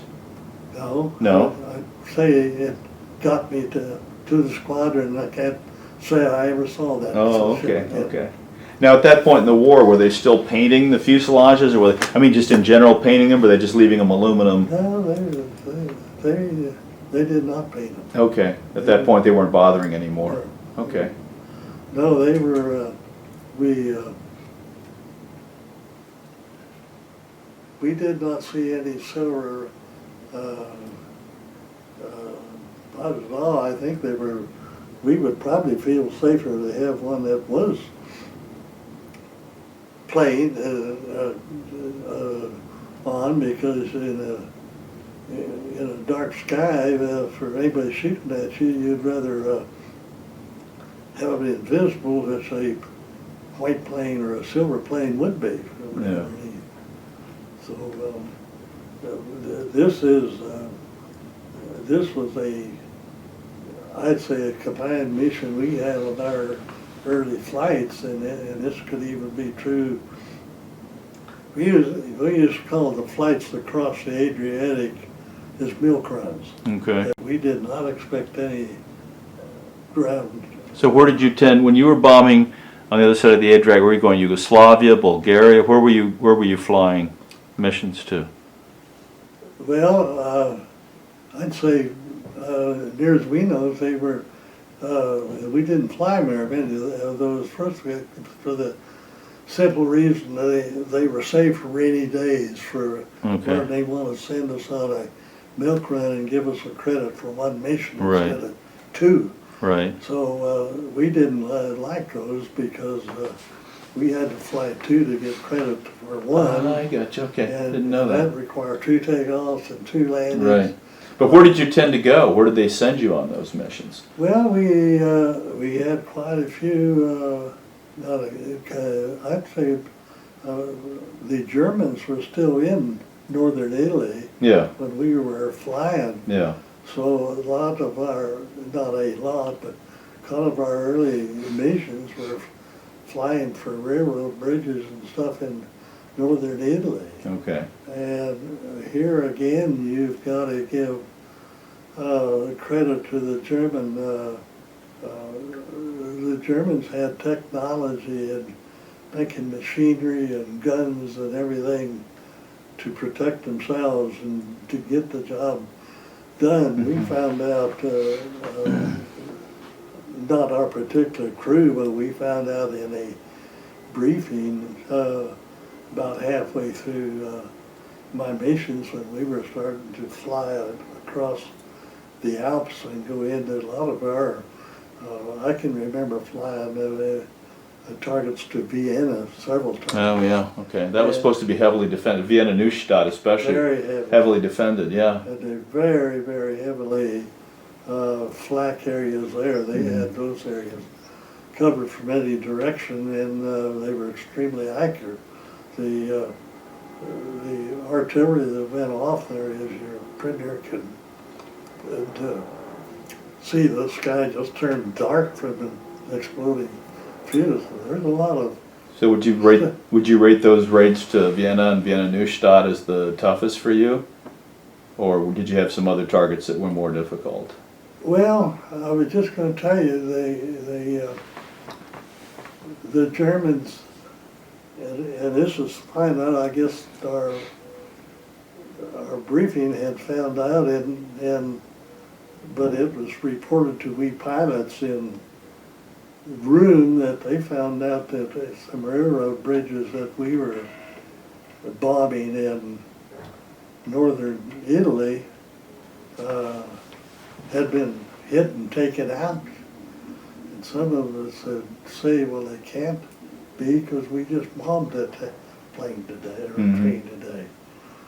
And after a period of time, they finally found out that they flew some fighter aircraft up over those targets in the nighttime, and they found out that there was trains on those tracks across those rivers that was running at night.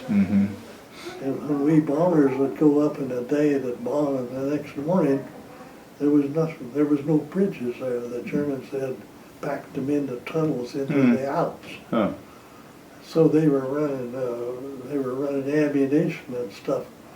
Now, well, this is one thing you find out in fighting, seeing the people on the other side are smart too. Sure. And, Yeah. So how many crews we lost before someone woke up and say, well, let's send some planes up over there at night and drop some flares and see what's going on. Yeah. And when he did, they found out. But in the meantime, they'd been, those Germans had probably lost a lot of ground, and they got a lot of bombings where we hit, or we thought we hit, and targets didn't.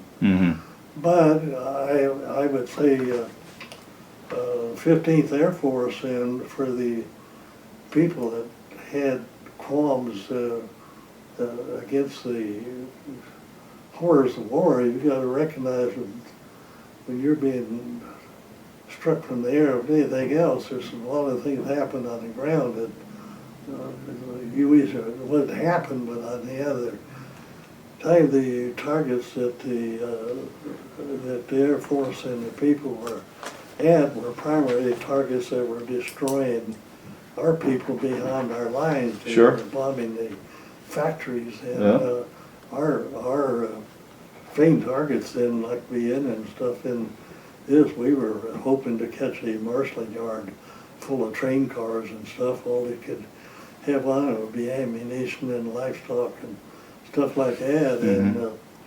And the technology that the American commanders finally recognized, where they would send us, that's a pretty dangerous flight to send us on 9-hour flights to get across the Alps into Germany and then get back home again. But we may have destroyed several bombing yards that were full of trains and stuff that helped protect the Western Front from being sent, which is one of the, in fact, the Germans have even admit that, how close they thought if we hadn't shot so many of their buzz bombs down, they were pretty hopefully they could destroy Britain before they could get enough American planes and stuff in the air to, we were bombing their factories from England and from the Alps on the south, so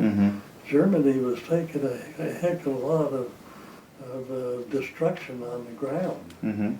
Well, I mean, even in 1944, at the height of the bombing, their production of aircraft was greater than it had been earlier in the war because they dispersed their aircraft manufacturing. I have a question. By the time you got there, so that you got there around August, September 44, were you guys, when you were doing a bomb run, did you tend to bomb off a lead aircraft? In other words, you had maybe your best pilots and navigators and bombardiers in a lead plane, and you drop on them. In other words, when they'd start their bomb run, you guys would open up too, or were you individually bombing? In other, everybody had their own bomb site and they were bombing individually. Do you remember? No, we put there on the targets across the Alps into Germany. I'd say pretty every one of those would bomb on the leader. Okay.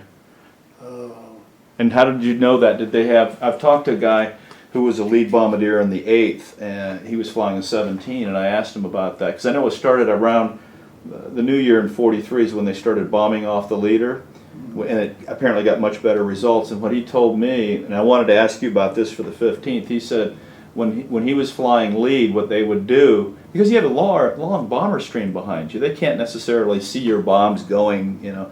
He said they'd drop smoke too, along with the bombs, so that the planes following would actually see, okay, the lead bombardier is bombs away, we can see the smoke, it's time for us to also go bombs away. Did you know anything about that? Did you see that, or can you comment on that in any way? We didn't see that, but I could see that it could have happened because I think the 8th Air Force, I don't really remember much how effective they were, but the 8th, they had to do a heck of a lot of the damage to Germany because they was close to them. Sure, yeah. And we from flying the southern tip of Italy to get up to northern Italy, then get across the Alps. Right. And by the time we got to get close to our targets, we were starting to watch our gas gauges of where the heck we were, because we could only get so far before we said, hey, this is turnaround place for us. So I would say that normally our squadrons probably bombed in either 5 or 7 bombers at a time off a single leader. Target over one. As one drops, they all drop. Okay. That way, you're going to get a scattering over probably at least a half a mile on the ground of factories and stuff. And we did not. The other thing that a lot of people are unacquainted for is that the flights have gone into that target at a different flight by 1,000 feet than the flight ahead of it. And they may be higher or they may be lower. But, there again, that's to people on the ground, they have the capability of figuring that out too. Now, did you ever have to come back from a mission where you couldn't bomb and you had to, on your way back, what was the standard operating procedure if you had to abort a mission or for whatever reason you couldn't drop your bombs? Did they encourage you to try to bring the bombs back? And if so, how dangerous was landing with that? Or did they encourage you to try to drop them over the water? Or what would be the standard operating procedure there? I'd say that varied a little bit. I think it probably varied a little bit with the commander on the ground that's in charge of the mission. I think I flew, if I recall, and I think it's in my diary, I think I only flew one mission when I had the commanding general on board that, well, he was in charge of the raid. So now the people on the ground wouldn't know who's flying in the first plane or Sure, no. who they would, but the lead plane or the guy that's at the point up there, what I do not think a lot of people are aware of, an air raid like we were flying in the 15th, I would say a day's raid might invite 400 or 500 bombers that were flying in single file. Their takeoff time was buried a few minutes on the ground. Didn't fill the sky with hundreds of airplanes. They were filled up by a plane that, if you were able to see the formations in the 5 minutes behind them, you would find a different group of planes and 1,000 planes higher or lower. Sure. Well, you guys flew in boxes, right, at different altitudes and Yes. everything.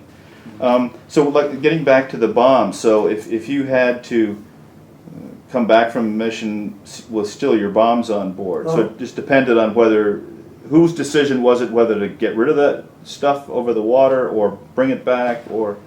I'd say the decision would be with the pilot. Oh, okay. But the pilot would have been instructed also to what the bombs are loaded with, whether they're loaded with something that's would distract.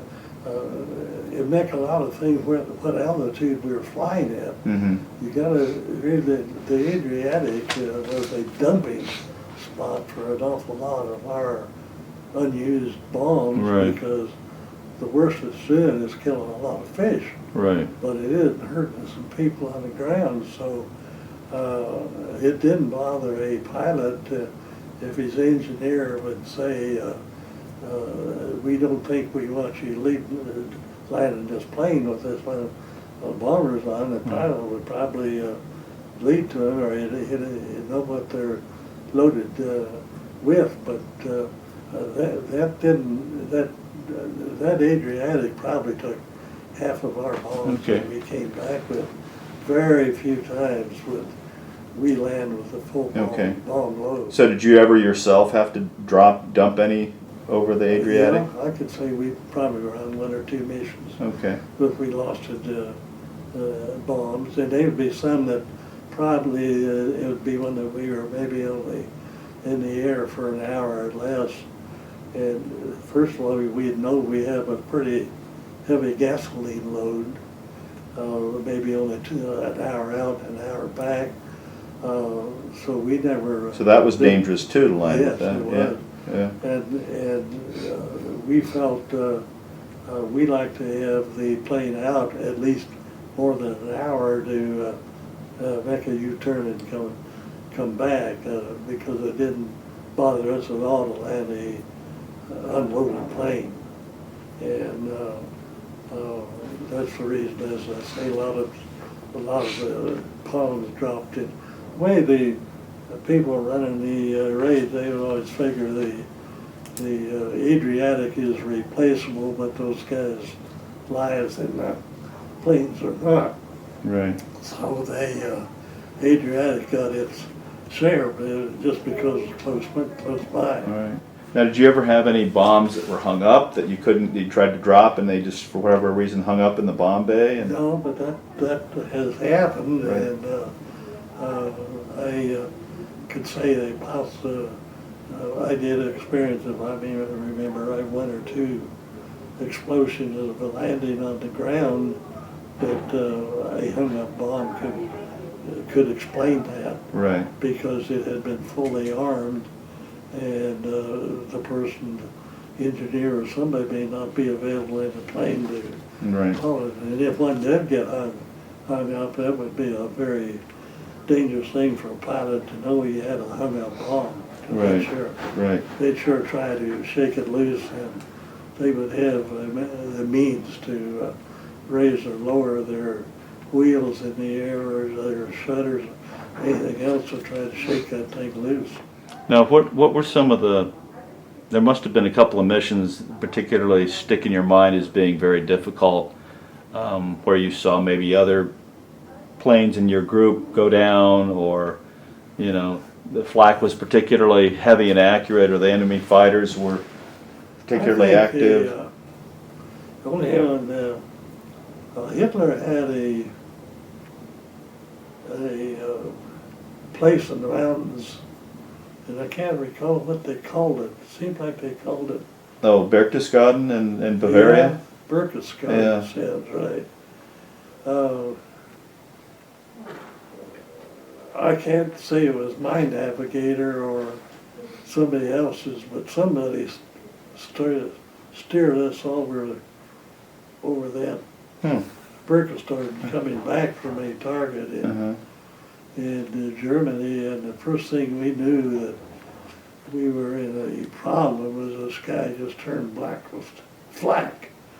And it turned out that I guess the people put the raids together, they found out that the navigator that was leading our box of planes back kind of went to sleep on the job and thought they were low enough altitude to get over the Alps, that they took their oxygen off.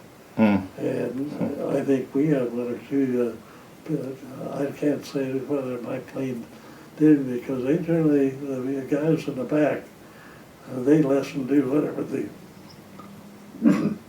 guys flying are saying, but this would be a unsettling thing to suddenly hit a field of flak if you were at, say, at 18,000 feet. Yeah. Because they could really depend their flying across. So anyway, that was, we got caught in one of those field of thing where we just hit a field of, thought we were done bombing on the way home on an easy target, when in fact it was a thing that shot down several planes and the thing not necessarily on them. Now, at what point would you always had an IP, right, an initial point, and after that the plane could not divert.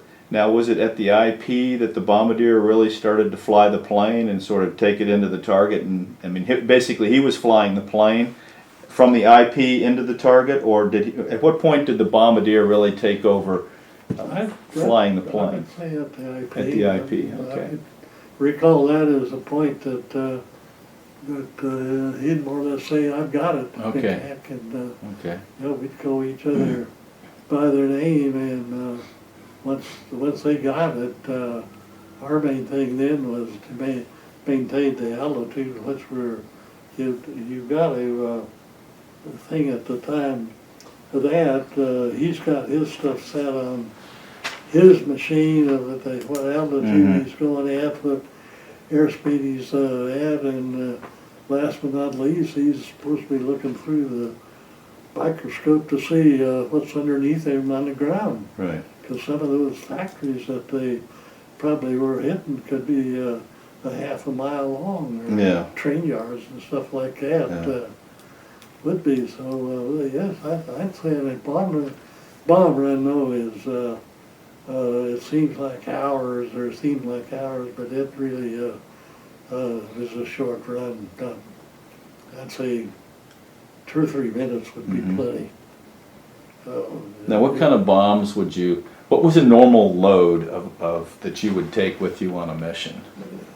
Normally 500-pound bombs. Okay, but what would be the total weight then of? Well, I think the biggest weight ones I ever remember flying in that, and that would be a big weight. I'd say normally they're probably 100-pound bombs, but I'd say 500-pound or 1,000-pound bomb would be used on a single target, like a bridge. Okay. So it'd be high explosive round, not incendiary, high explosive. And what would be your total load? I mean, how many tons how many, 4 4,000 pounds, 6,000 pounds, what would you normally carry? I'd say either 4 or 6,000. Okay. Um, And normally 500 pound, yeah. 250, 100, was 1,000 rarer, or did you just sort of, who made the determination as to what type of bombs? Was that the I commander, or did No, I would think the Commander General or whoever's running the war from the ground would, because a $500 or 500-pound bomb can do a lot that a 100-pound bomb couldn't. Yeah, you think of 100-pounders as more anti-personnel type of thing, yeah. I think I have heard that some of the targets that earlier might have been hit in northern Italy would be somewhere. First of all, Italy was never considered much of an ally of Germans. Oh, right. No, it's yeah. They were farmers and didn't like it, but when they had the bomb up there, we were generally hurting stuff that the Americans didn't really want to bomb things because there were bridges and stuff, and there was a lot of battalions running around in northern Italy that weren't mad at us or mad at anybody, but they were mad at Germans. Yeah. And but the Germans had the guns and were the ones calling the shells. So Yeah. we didn't hit too much in northern Italy, but somebody hit northern Italy when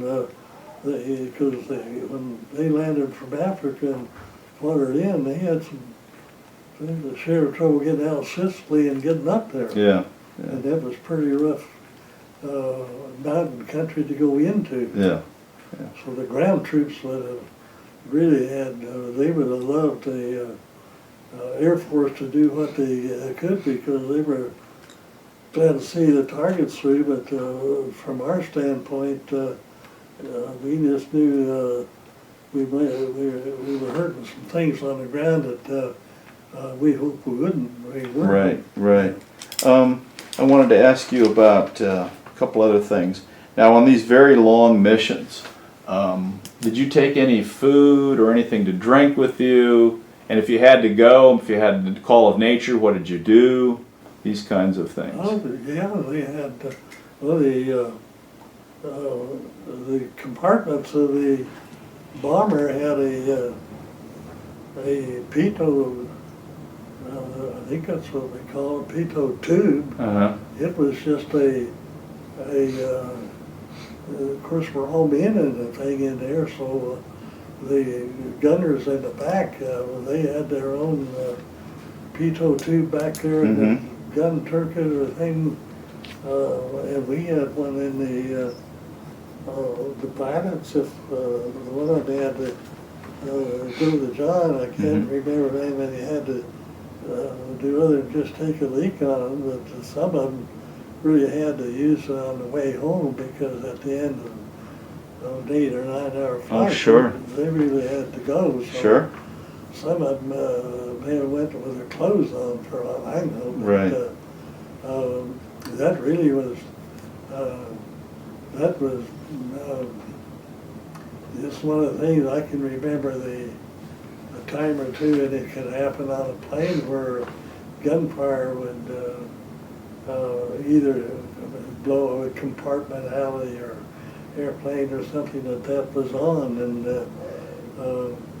that just wasn't a problem at all for the train crew. They were kind of trained to, I think what they had for breakfast was a little, I know they told us for trained to do not drink too much fluid or don't take too much coffee at breakfast. So we kind of visited a little bit what they said, because we were greeted once you got back, once they debriefed us, if you wanted a shot of bourbon or ace or anything, boy, it was for yours. You didn't, in the 15th Air Force, that's why they knew where Cairo, Egypt was, because that's where they used to send the things that was refilling the booze for the country club, I mean, for the officers club and stuff. So, Now, so did you ever, we've heard some stories, I don't mean to be indelicate here, but I mean, it's one of those things, you have to deal with it, right? You're on 8 or 9 hour mission, you're probably going to have to go at some point. Yeah. So we talked to some guy once, it was actually pretty funny, and he said, well, I'll tell you this, if you want to hear this story. It was, actually, it was Tibbets, Paul Tibbets' plane when he was in the 8th Air Force before he went to the Pacific, and he was flying, as you know, B-17s with the 8th, and his, we interviewed his navigator, and he was telling us a story about, you know, they had to fly to Gibraltar to take Eisenhower, and then another time they took Mark Clark, and they were doing all this stuff. But anyway, one point, he said that when they were taking Eisenhower down, this is on a B-17 that had P-tubes as well. He said this one, I think it was the tail gunner had to come up and he had to go. So they were flying, I don't know what altitude, but the P-tube had frozen up. And so the guy was trying to go, and it didn't go through the P-tube, it ricocheted off the P-tube and hit Eisenhower. The guy was petrified. This tech sergeant was going, "Oh my God, I just peed on a 2-star general." And, you know, he did, and Eisenhower supposedly said, "Don't worry about it, son. You know, this kind of thing happens." So I was wondering if any of you guys had experience with at altitude where they froze up, or where you couldn't use them, or there were other sort of. No, but that would certainly be very capable, and I'm sure it has happened. I'm sure that the tail gunner,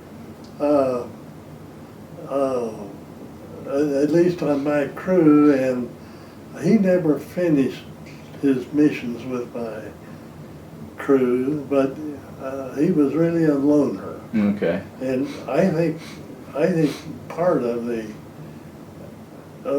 thing is the fact that we're really known is the tail gunner in a bomber crew.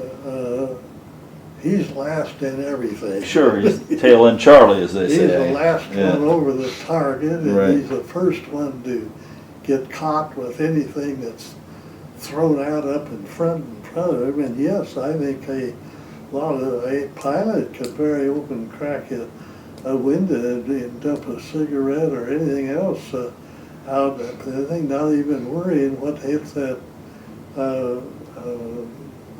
the tube in the back of the airplane. So, Sure. yes, I think there's probably some solid waste where it otherwise could have hit, but it probably is part of aircraft training in there. Okay, so that's nothing you ever trained for. That was sort of go as you, no pun I intended. think- Sort of you learn on the way. Well, I would think something like that.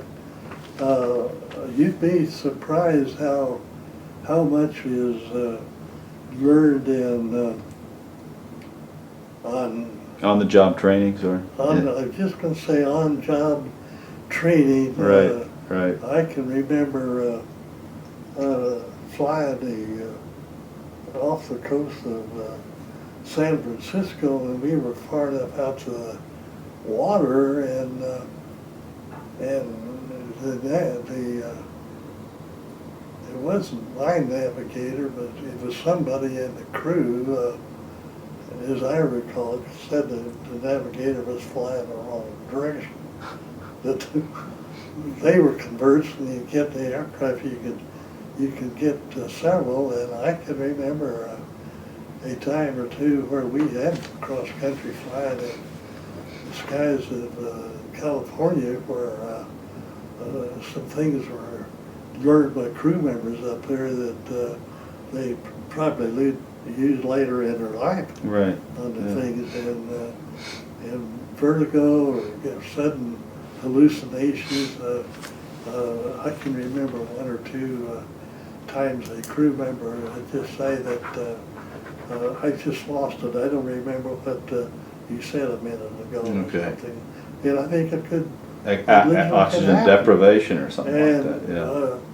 the only reason I even think something like that, I can vaguely remember that guy back in the turret, the tail gunner, back in the Commander too, that he was a lost guy, that nobody knew he was there except the Germans were shooting at him all the time, and they were shooting at him, nobody else. Mhm. But he always thought the tail gunners always had, I mean, the waist gunners always had each other to Right, talk to. right. And you got to remember the waist gunners, one of them's flying out, or firing out of one window, and the other guy Right. on the other Yeah. side and shooting out another one. Right. And the planes are coming close Yeah. together. So, No, I think the worst position must have been like ball turret or the tail or Yeah. something like that. Yeah. Now, when did you guys have flak jackets and helmets and stuff like that you wore? Was it optional? So did everybody make their own decision about whether to wear that or not? Or No, it was individual, and the pilots generally told them, they just said, we're reaching the eye point, we Mhm. want you to do that. And we told the guys that sitting back in the plane, if they were sitting on this, is pretty common knowledge, and the pilots, including the co-pilot and the pilot himself, and I can even remember our engineer or the radio operator in the compartment I was sitting on a flak jacket. yeah, yeah, Because yeah. their feeling is that they're not protecting themselves from flak in the air, but they're protecting themselves or protecting themselves from what happened underneath them. Right, yeah, So, I could think there's yeah. probably save lives by that. It's, Or say future generations or Yeah. whatever. Yeah. Now, what about the helmets? Did you ever wear those, or did you find those really not very useful? I'd say we did not use those. Okay. Uh, Okay. we We did use flak jacks. Okay. I'll tell you another indelicate story. You don't seem to mind these things. It was the crew I was telling you about, the 15th Air Force guys that I mentioned when I started. And I asked them the same question. I said, well, on these 8 and 9 hour missions, if you had to go, heed the call of nature, what did you do? And, there's various other P tubes and blah, blah, blah. And but the one guy volunteered this. He said, when I had to take a dump, that was a serious problem. And he found that the flak helmets are very useful for that. So what he told me he did, okay, sorry about this, he said, I just used the helmet and we threw it out the bomb bay over enemy territory and we hoped that it hit somebody. So I thought, okay, well. I'm sure that happened that countless times. But you don't know of you don't know anything specific for your. No. No, okay. Did you ever hear those kind of stories or not? Yeah, I've heard of a pitot tube being frozen. Okay, okay. So you guys didn't normally take anything to drink or eat with you on these missions? Yeah, we had. I want to say that the most of us craved something in their mouth or something once you've been overtired and going back here. Mm-hmm. It's just like. So it was like chewing. Did you have chewing gum then, stuff Yeah. like that? Okay. I can remember them passing out when they were optional. When we were at debriefing, Mm-hmm. they'd say, if any of you want anything to take along with you, and they would have the Red Cross sacks of bars and stuff. Okay. What lifesavers and, Yes, and stuff like that? Chewing gum. Okay. And I think a candy bar and stuff. Well, first of all, there's energy in it. And Yeah. people's mouths might or might not be dry, but yeah, they'd be used. Okay. I don't recall. I think most people were always relieved when they heard the ground has got the rollers under it, and they know they're on the ground again. Right. Because you're going pretty fast when you hit the ground. Now, how damaging was that planking to the tires? It must have ripped up the tires a lot more than asphalt. Yeah, you could. I've seen. I can recall a time or two where a plane has either lost a tire or Okay. hit something on the runway or somewhere else and blew the tire out. Okay. The only I can remember a landing where a plane blew up, but it was strictly a hung up bomb or something, and it was, I mean, it killed people on the ground as well as the crew members in it, so it was a tragedy, but and I can't even remember that instant now whether they were landing with planes on or not, but Right. that also could have been into.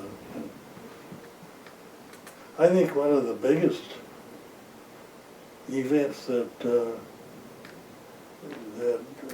I can recall happened in I think the squadron we were at. We were having a stand-down Air Force inspection, and the supply officer said we were short a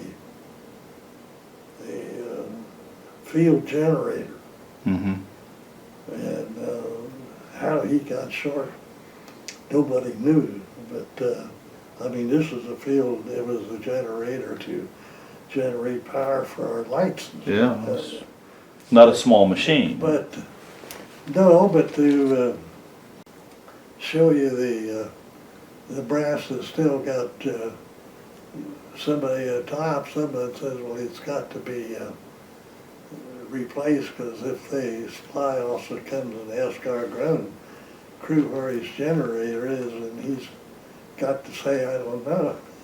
Yeah.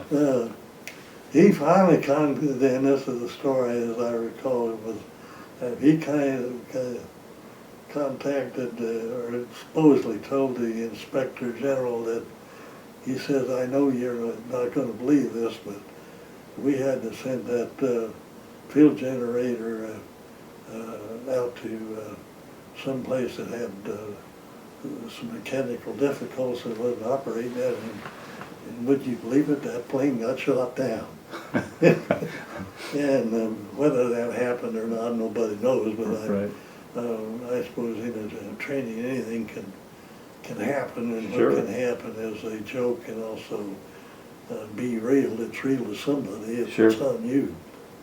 Now, when did you normally, when you were on a mission, when did the crew go on oxygen?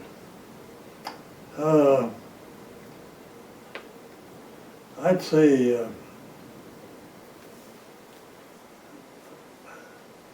probably 12, 13,000. But ring the bell and tell it's time to put your how it's on. But And how would you communicate this orally to the crew, or would there be a? No, they pretty much do They it knew. themselves. Yeah. Okay.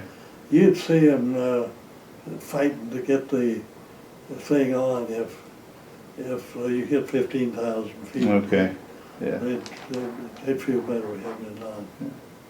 Now, when your wife, going back to your wife, because her plane went down, what was the situation about her recovery? How was she recovered, and what was the story about that? Oh, it's a long story, but it's if you get a chance to read about it, it was kind of a. She was on a. Well, first of all, it had pilot error that was inexcusable from the standpoint, but this guy that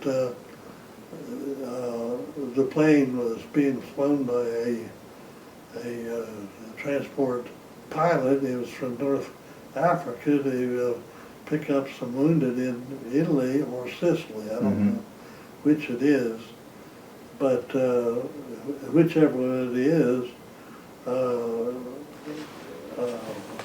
and I don't know where there was confusion in the story she had of how this pilot got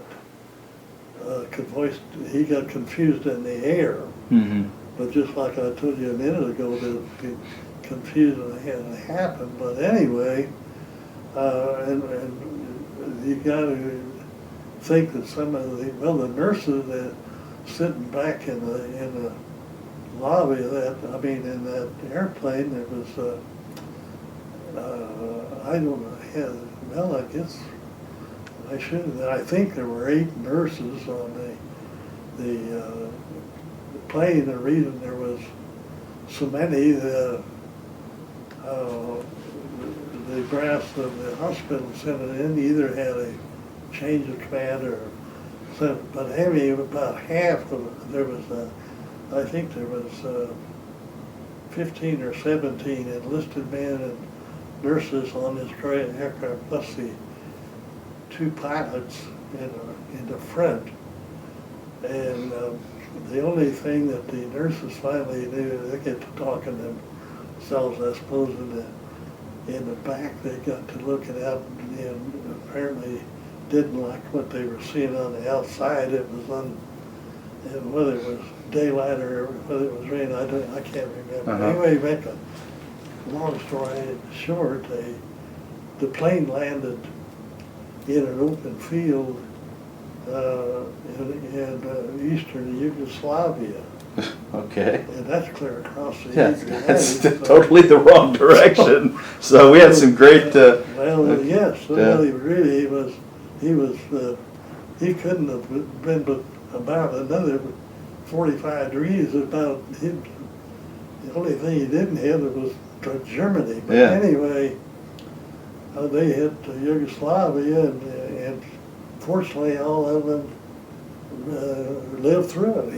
He made apparently a decent landing, but they landed on he picked, so it must have been in daylight, because he said he saw what looked like landing early, and there was,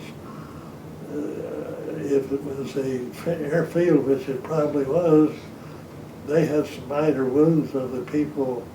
My wife, I think, got a flying box or something, hit her and cut her cheek. But anyway, their next problem was because once the plane landed, I guess the people on the crew were told to get the heck off of the plane and get to shelter, trees or forests or something, before the people around them would tell the Germans that some American plane landed there. Because and somewhere in this trip, the British must have been apparently pretty effective in the recruiting people that they leave behind to be their fact finders, or find people that need to be rescued and taken in. But anyway, in short order, they were under British and people to get them out of there. Okay. And they were all landed, I guess, in just regular old walking shoes. They weren't dressed for overhead hanky or anything, but they were apparently told to get on get out of this plane, which they did.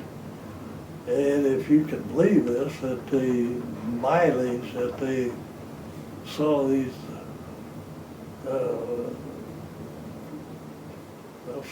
15, the groups had, I think, 17 people, of which 3 of them got separated, and the rest were all stuck together.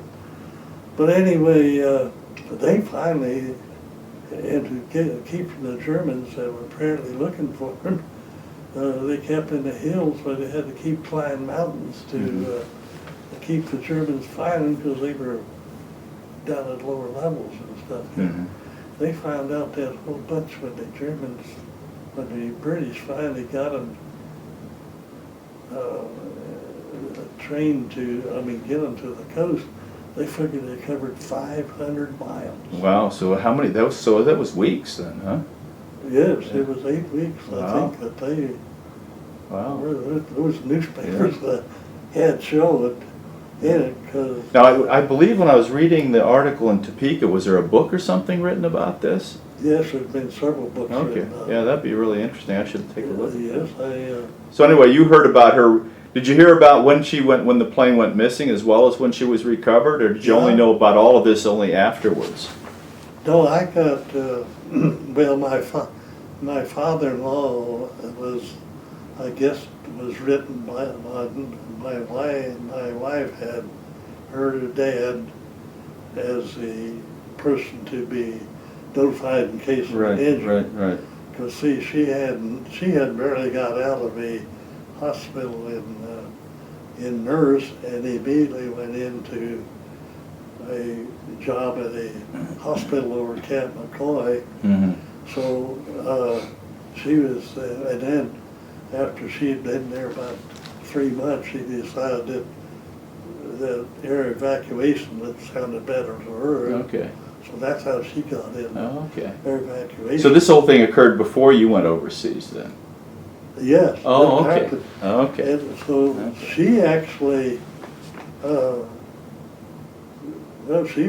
she completed her training, and I can't remember how many months, but she was only gone 2 or 3 months overseas when my father-in-law in Chicago sent me a telegram or something that his daughter or my wife was missing. Okay. And the Adjutant General's Department was good enough because I, being a commissioned officer, they had some, some emphasis or contact with me once they know I was. And so I used to get any communication they had sent out, but it turned out that the reason they didn't send out to me is because they didn't know where they were. Right. And the information that the people that finally was taking them, I guess, from one mountaintop to another mountaintop, and they had to do a lot of their walking around in the nighttime when people down below were sleeping. Sure. And if they would get halfway up the mountains, they got cold and stuff. Sure. You know? Sure. So anyway, they finally, I guess it was a couple of British officers, finally I made contact with them and get them to the final, once they got to the coast, it was the British even had the coastline, enough British troops on that they were, it was the inside troops for the uneducated people in no towns and still there where these Americans been there starved to death, and nobody, I guess, back in the States knew where they were because the people trying to, they would get hold of, they called them partisans, and there was apparently a fight between the partisans group, they would control one town and a different group would be under a different partisan. So this group would go from town to town, and I guess at times they didn't even know what direction they were going, and nobody could speak the language, and only occasionally would they find anybody spoke English. And if they did, they would get hold of a British agent or something that would get word to somebody over in the mainland of Italy that these people were walking along, but they were lost over there. So it took them, I guess, when they figured, that's what they figured out, that by the time, and I guess they figured they had pretty near walked the length of Albania was the country that they really spent a lot of time on. And Albania, if I remember right, is east of Yugoslavia. Yeah, it comes out. I was in Albania a few years ago. So the old Yugoslavia, which doesn't exist. Yeah. So you got what was Yugoslavia to the north and to the east, and then just a little bit of the southern border of Albania. It touches Greece. Well, I think the book or two that's been written, it seemed to me like my daughter in Italy might have got one of those books, because I think there has been a book or two written on it. Marcia mentions it in that article. Really? Yeah. Yeah. So I definitely want to see that. So anyway, so she was gone at least a couple of weeks she was missing then, right? Maybe a month? You don't remember. She's gone 2 months. 2 months, Yeah. okay. Okay. And all that time, I guess I had word from the War Department just before I got my wings. But then all the training I was going through at Western Kansas, and somewhere in there I got some word that they thought she was alive. Mm-hmm.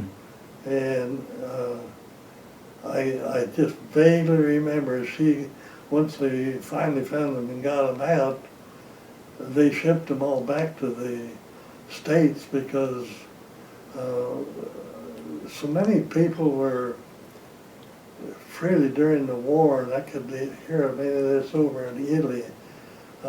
Even the Italians and the partisans and the Yugoslavia, nobody knows. They didn't know who was friend and who was foe. Right. And people were afraid to open their mouth or say anything because they didn't know if they were going to get an arrow in their back or a handshake. Sure. So I guess I finally met up with my wife. Well, I did not see her at Liberal, Kansas, but I did it phase final for me for Germany. By this time, I'm getting ready to go overseas, Okay. and she was Just coming back. Got back. Okay. Okay. So, I was going to and ask. I think then she ended up doing some Army duty in England, Okay. and she even treated 2 or 3 Americans that were wounded in the invasion of Europe that had been in the old regiment that I had in Fort Sam Houston. Oh, the 2nd Infantry people in the Division. 2nd Division. Infantry Division, yeah. They Yeah. were in part of the wave that landed in France, and one of the guys that was at my wedding was one of the persons that was wounded in the hospital. She took in England. Huh. So, you know, kind of things. It's a small world. Yeah. So then you were over there, you fished 50 missions, you completed that sometime in the spring of 45? Do you remember when that was? Yeah, it even shows there's one sheet in the thing that shows it, Okay. even shows the date. Okay, so was I that, had 49 missions and 35 sorties. okay, So see, that shows that I had quite a few double missions. sure, I yeah, got credit for 2 missions.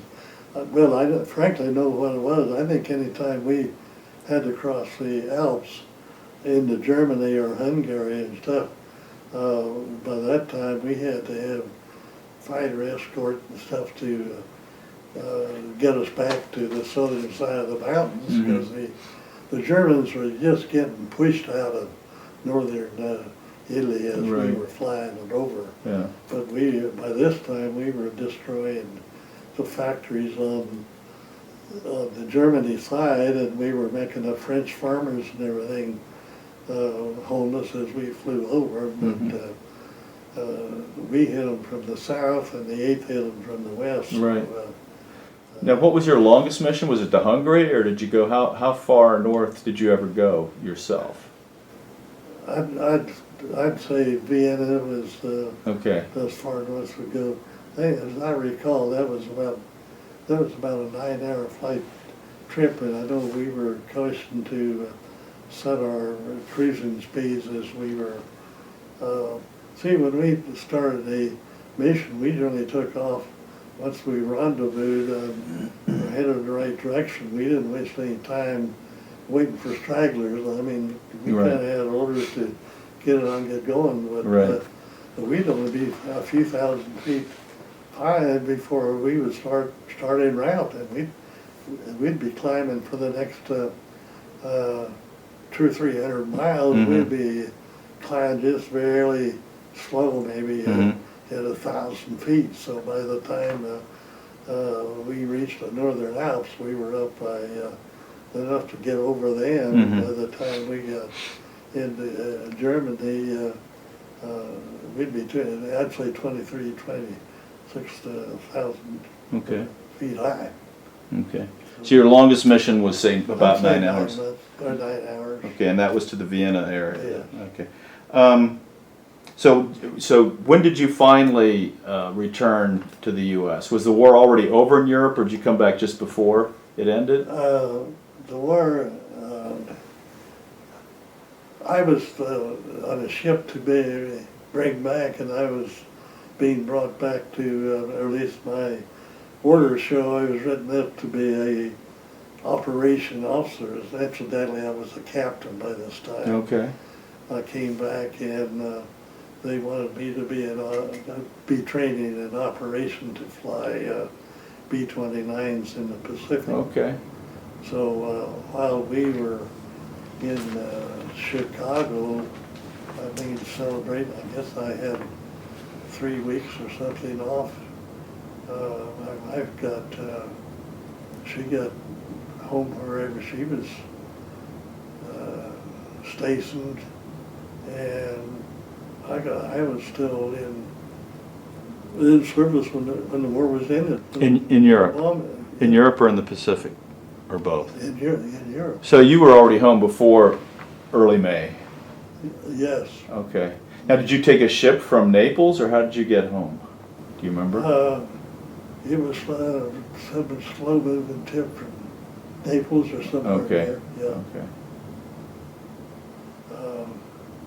No, we were actually, I can't remember the nation atom bomb was dropped it, but that's what ended the war. Yeah, sure. So were you so if you were headed out to train on B-29s, they clearly had you in mind for operations out in the Pacific at some point. Oh yeah. Yeah. But you never had to go out there. No. 'Cause, yeah. Okay. Do you remember VJ Day? Do you remember where you were when that happened? Well, Either VE or VJ Day. Do you remember where you I were? would say I was in Chicago. Okay.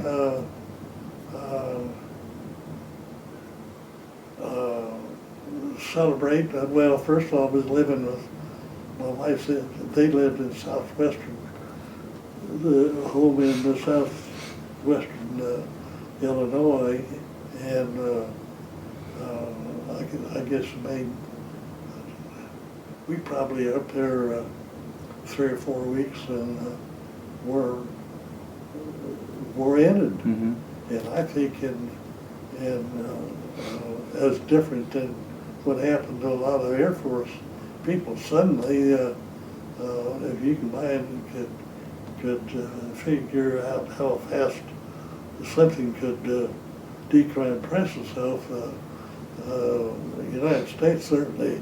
You know how many people were under arms one time in the United Yeah, States? 16 million. No. 20 million. You have people. 20. I've seen 16. That included Yeah. the home front and Mhm. everything you could Mhm. count, but we're taking now maybe 200,000 or 300,000 to live the world, and we have 16 million. I think would probably conquer the people if you count all the foxholes and everything we had. But Right. that was what they had. But anyway, to get the story back, the reason people like myself that had, I got out of K-State. I'd only been in college 1 year, and here I was now married. Yeah. And I knew just be time I would have probably a child come away, and I even forgot the names of my professors and Right. stuff in school because I had been. So Sure. my first job was to get out of the service, which I did. I had to stay in as a reservist. Now, did you have enough? You had more than enough points then to get out. Yes. So when were you discharged? Do you remember? Well, I think I was discharged, if I remember correctly, in November, or I think it was fall of November. I think I was back at November 45. Yes, Uh-huh. I think I was at. I think I started school back at K-State in January '46. Oh, so for the spring semester then. Yes. Okay. So you'd already gotten your bachelor's degree before the war ever started. So now you're going back for graduate work, right? Yes. And what was your graduate work going to be in? Or what was it in? Oh, well, I switched to, my undergraduate work was in agricultural Right. administration, and the master's degree was in economics. Oh, okay. So that's the reason I lived or kind of worked in the field of economics, and in the last 25 years of my life and my second career, I really enjoyed the field of the stock market. Oh, yeah. Things Yeah. like that, because I really had a second career Mhm. after I worked at my first job before I retired. I worked on that until I was 71. Wow. Now, did you use the GI Bill after you got out to pay for this? No, but well, yes and no. I don't remember how I was offered a job to be a graduate assistant where. Okay. Right. I can't remember. I think it seemed like they paid me $125 a month, and I must have got enough from the government for the whatever it was, because I never got a penny from home Right. on it, and my wife, well, we really got out of Chicago and came back to Kansas, and she went to school for a semester while I was undergraduate up there, so Mhm. that's how we kind of ended up settling. So I really got out of K-State and went to work my first job in Kansas City and stayed in the Midwest. Can we just, I wanted to stop and go back before we get too far into part 3, which is your post-war years, and wanted to go back and ask you a little bit more about your early years. You know, what were your father and mother's names, and did you have any brothers and sisters? Well, I had 2 brothers and two sisters, and I lost my oldest sister when she was about 40 years of age. She died of, she had married a person that was in service, but they got separated after the war, and she died she moved to California, and actually we brought her home to live with us in Topeka until she died, and then I... What was that? Was that right at the end of the war? No, it would have probably been, I'd have probably been in my early 40s, 45. Oh, okay. Yeah, because I know there was a big polio epidemic in 1945 because my mother's sister died of polio very quickly. It was like that in 3 days. But anyway, I had,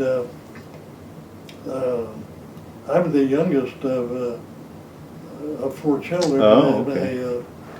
My oldest sister, but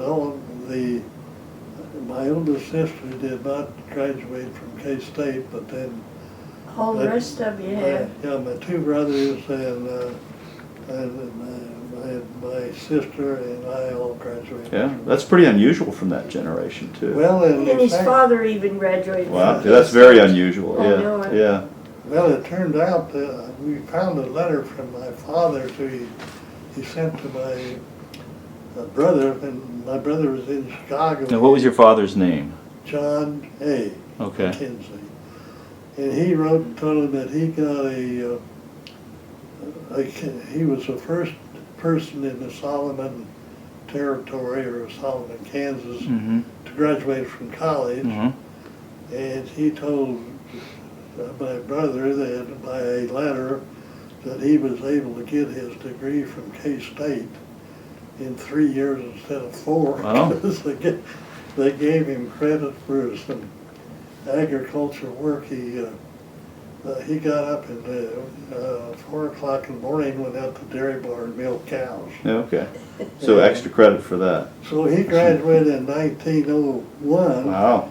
And it turned out that the year he graduated was the year I graduated from K-State. Okay. And K-State had a deal going at that time, and I think the population of K-State was about 500. Mm-hmm. But they let graduates come back to K-State on graduation day and be an honor graduate with a graduating class. Oh, okay. Because they only had. Well, anyway, my dad got to come back to my graduation as a graduate. He got a cap and gown, Okay. and I had a picture, and still have it in my book there, in cap and gown. Okay. So, and then my dad and mother both lived, I think, in their early 70s when they died. What was your mother's name? Helen Okay. King. And I noticed in our high school director, Gene can bring you up on that, I think they graduated from the Solomon High School in, it was back in the 1860s or 70s, I think it is, because my dad graduated in Solomon High School in 1998, and 3 years later graduated from K-State. Okay. Now, what about during the years you were growing up on the farm? Did you do any other? I mean, was your job mainly on the farm, or did you have any other odd jobs you did? No, I was pretty much being the last one of the family. I saw the other people kind of go up and be happy in my. I wanted to show you this Sure. little alumni association. Nolan and I both graduated from Solomon High Oh, School. okay. And it's a little town of about 1,000 people. Okay. And his father and his mother both are in there. Wow. They've kept alumni records all Look at through that. the years. Yeah, from 1886. I'm looking at that. Yeah. And we went back just a week or two ago Yeah. they honored Nolan and one other girl. There are only two left living Wow. from their class. Wow. And they got their 80th year recognition Whoa. from Solomon High School. Can you believe Yeah, that? that's amazing. Yeah, that's incredible. But I graduated from Solomon High School also. Okay. So Nolan goes, after he's a widower, we both lost our first spouses. All right. He came back and, well, we were neighbors here in Topeka, Yeah. is how we found each other Okay. again. Yeah. We both lost our first spouses, Right. and but I was from Solomon. Nolan Okay. will be 98 in July, yeah. and I will be 90 in July. Oh, so you're a spring chicken. Yeah, he taught my sister clarinet lessons. Oh, okay. Okay. Yeah, but he hauled wheat. So you're to a cradle robber. I mean, you were going after the young ones, huh? No, he taught my sister clarinet, but he drove wheat to my dad's elevator Okay. Okay. That's great. when he lived out on the farm. great. No, so we've known each other forever. Right. Yeah. So you basically, you didn't do, like, you didn't deliver No. newspapers, or it was pretty much No. work on the farm. Yeah, I did. Okay. I don't know, I guess I think the first paying job I ever had, I think, was I went to K-State as a freshman. I got an offer for a job at Wareham Hotel downtown to wait tables. Mm-hmm. And when I did, they were going to pay me, I think, $5 for the night. Wow. That's a lot of money back then. If that was right, it may have been $2. But anyway, I found out they couldn't pay me whatever it was because I didn't have a Social Security number. Uh-huh. And it turned out that my folks had never bothered to think about it because this had been 1936 or 7. Right after Social Security And came on. Social- Yeah, yeah, it was yeah. new. It was So new. Social Security was just brand new. Right, right. So I finally got my Social Security number, and it's in the billfold today, the same Yeah. same they paid me that $2, whatever it was. Now, when you were in your later teenage years, did you have a radio? Did you get a newspaper? Did you go see those movie tone newsreels at the movies? In other words, my question is, were you aware of what was going on in Europe in the Far East at that time in the late 30s?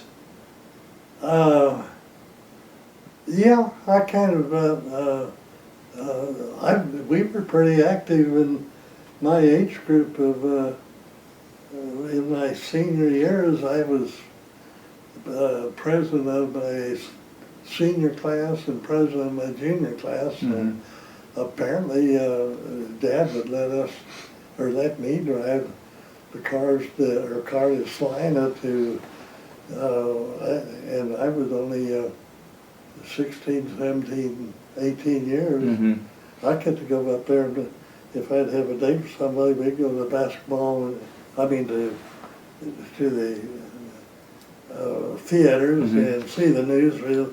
Yeah, you could really see that's the reason why, and it kind of now follows a pattern. Mm-hmm. When I was in high school, getting ready to go to college, the reason I signed up, I think the K-State you had, I think the first year of military service was optional. Okay.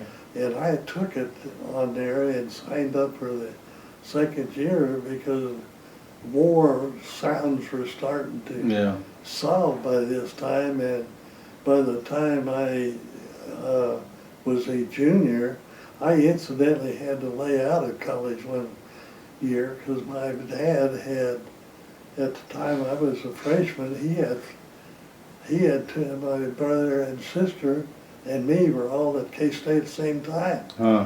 And I remember him kind of make a comment it was going to be a little bit tough to get through the winter, although he was a fairly successful farmer, but Mm-hmm. during the winter time he didn't have any income, so he finally said if I could make go with $35 a month, he thought he could scratch that much and keep my two brothers in school. Yeah. So that's what I ended up with. That was my income. He paid my tuition, and it said it was up to me to find a job to feed myself. Okay. Now, did you hear some of those news broadcasts from London during the Blitz from Edward R. Murrow? Was that Yeah. What did you think of that? Did that sort of inspire you, or did that? How did that? Well, Hitler really had a. I don't know if everything's been written about him, but he what they showed on Edward Murrow and some of them would be on the newsreels, and the movies did do a pretty good job of educating people like me and Gene here what was building up, because Yeah. you could see this thing was on a national stage in I can Europe, that book. like a mad dog growing up. And, Sure. Now, did Oh, that's all right. no? I can move it. I just got this. It's okay. Did you where you were living or when you went to school, did you detect a strong isolationist sentiment among the students or your peers? What was the attitude about us getting into World War II? And what would be World War II? Well, I think the news really got, you might say, my ancestry is Scotland and Right. the British Isles. And Right. Well, McKenzie is pretty unmistakable, Yeah. I think. Yeah. that's where it came from. So, and my dad being, he took upon himself to educate himself by getting, he was the first one to go to college, and I can remember my Uncle Norman, which was my dad's thing that back in the comment when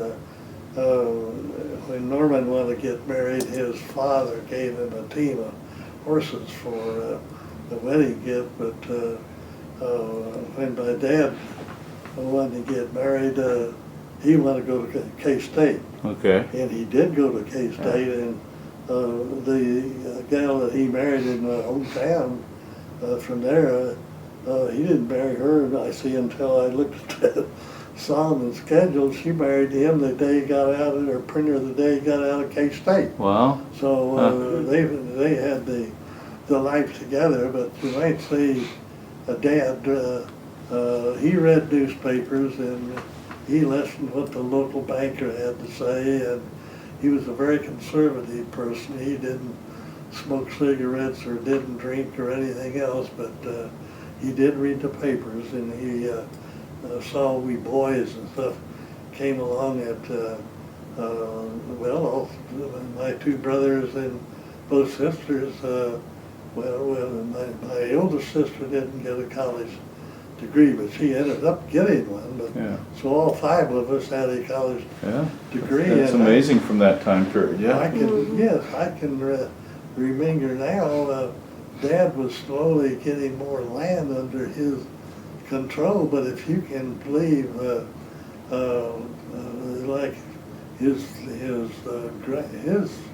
father, I think, immigrated over from Scotland and made enough that he got married early and got Solomon territory in Dickinson and Sleen County, that my dad really was kind of born into a pioneer family. Mm-hmm. And I can remember Dad think he had a pretty good wheat crop that was producing 10 bushels an acre, and this was an upland, and now in this day and age, wheatland will probably $50 an acre. And but he did. The local town banker must have had. He treated even when I was going to college and having kids. When I'd go in a hometown bank, he'd always hand me a couple of silver dollars and say, "Don't spend this all In the same place, yeah. Yeah, right.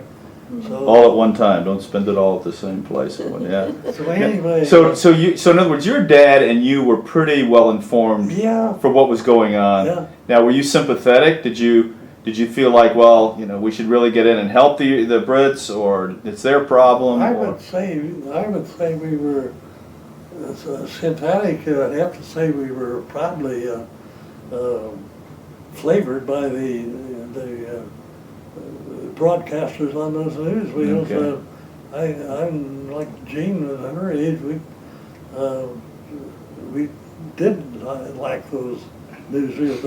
They were so much home entertainment. It seemed as I was growing in age and become a young adult and everything.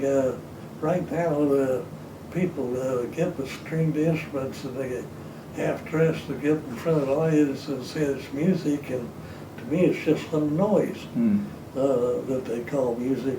Anyway, that's the environment I had, and Gina and me at different ages. I liked music in high school. I played an instrument in the K-State marching band for a semester or a year, and I also was working 20 hours a week and carrying a full load because my dad was still only sending me $35 a month. Yeah. But I was able to, he paid the tuition and $35 a month, and that's how I went through K-State. And I did that for 4 years, but I was able I was president of my fraternity for 2 years, and by the time I was a senior, we advanced military people. We didn't have to worry about a job. We knew then that Britain was so close to the war. We had enough ships and stuff that we as Americans could read the papers that what we lost at sea. We knew that we had dangers ahead of us. Sure. And so we were prepared for it. Sure. Now, if we could jump to the post-war years, you started to do that. So you went to graduate school in economics, and then you worked in the stock market. Were you a stockbroker? Or No, That was later. I started as a collector for a firm that was headquartered in Atchison, and they had about 9 or 10 branches that were in the small loan business. And the small loan business, I found out after I got into it, were the loans that the banks didn't want to make because the people didn't either make enough money to pay the bills or they had too many bills to pay. But anyway, and then I got married was married by the time I got out of service. And so I worked with a small company that slowly expanded. They had homes in Barnesville and another city in Oklahoma and somewhere around here, one in Colorado. But anyway, once I could see that I had my 3 children, which I had a daughter graduate from Tulane that I later lost in a medical ambulance accident. Oh. But once I could see my 2 kids through school and got them paid for, I quit this loan business and went in. And what got me into the security business, I started to work for Kemper Securities in Chicago as a life insurance salesman because I spent half my time down at the grain office in Topeka or Kansas City watching the stock market came, and that got me into selling some annuities and stuff in the insurance, and eventually I just quit my job, and as soon as I had 20 years and some compensation coming up, I just quit my job in the security business and started work on the commission business in the security business. And I stayed working there then until I was, and the only reason I didn't quit when I was 71, I found myself going down to work every day, even when I wasn't on the payroll anymore. Yeah. So, and they finally told me to stay home watch the market, which I did. So what happened to your first wife? My first one? Your first wife? She died, she was 71 when she died. Oh, she was pretty young then.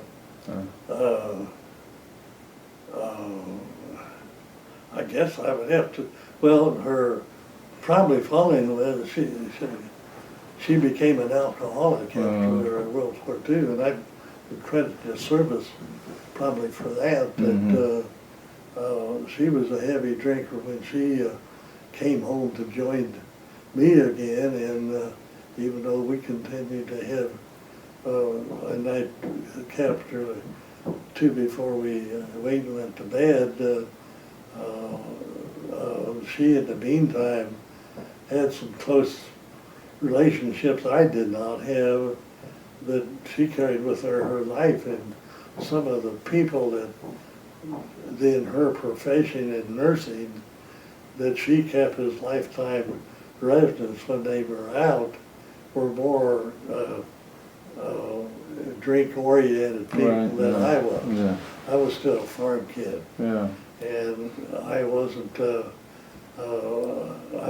interested in I drink a bunch more than every 1 or 2 nightcaps before I went to bed, and it didn't bother me if I had that, but I would. He didn't drink at all anymore. Yeah. Yeah. I would guess that. So was cirrhosis of the liver that got her? No, we really don't know, but I would say that yes, she probably had they would have liked to have done a post on her, because I think the likelihood is that she did have liver cancer, but I don't know. Yeah. I would say she had a drinking problem at the time of her death that I didn't have. Right. And it wasn't anything she could stop either. Yeah, it's a disease. Yeah. So, yeah, it is really so. So you had 3 children by your first? I had my oldest girl, she was smart in high school. She went to Cornell University, and she graduated from there, and she was in a class that was given a free ride at Yale. Wow. The first year that they were in there. She caught one of these old rabid professors that gives them 45 pages of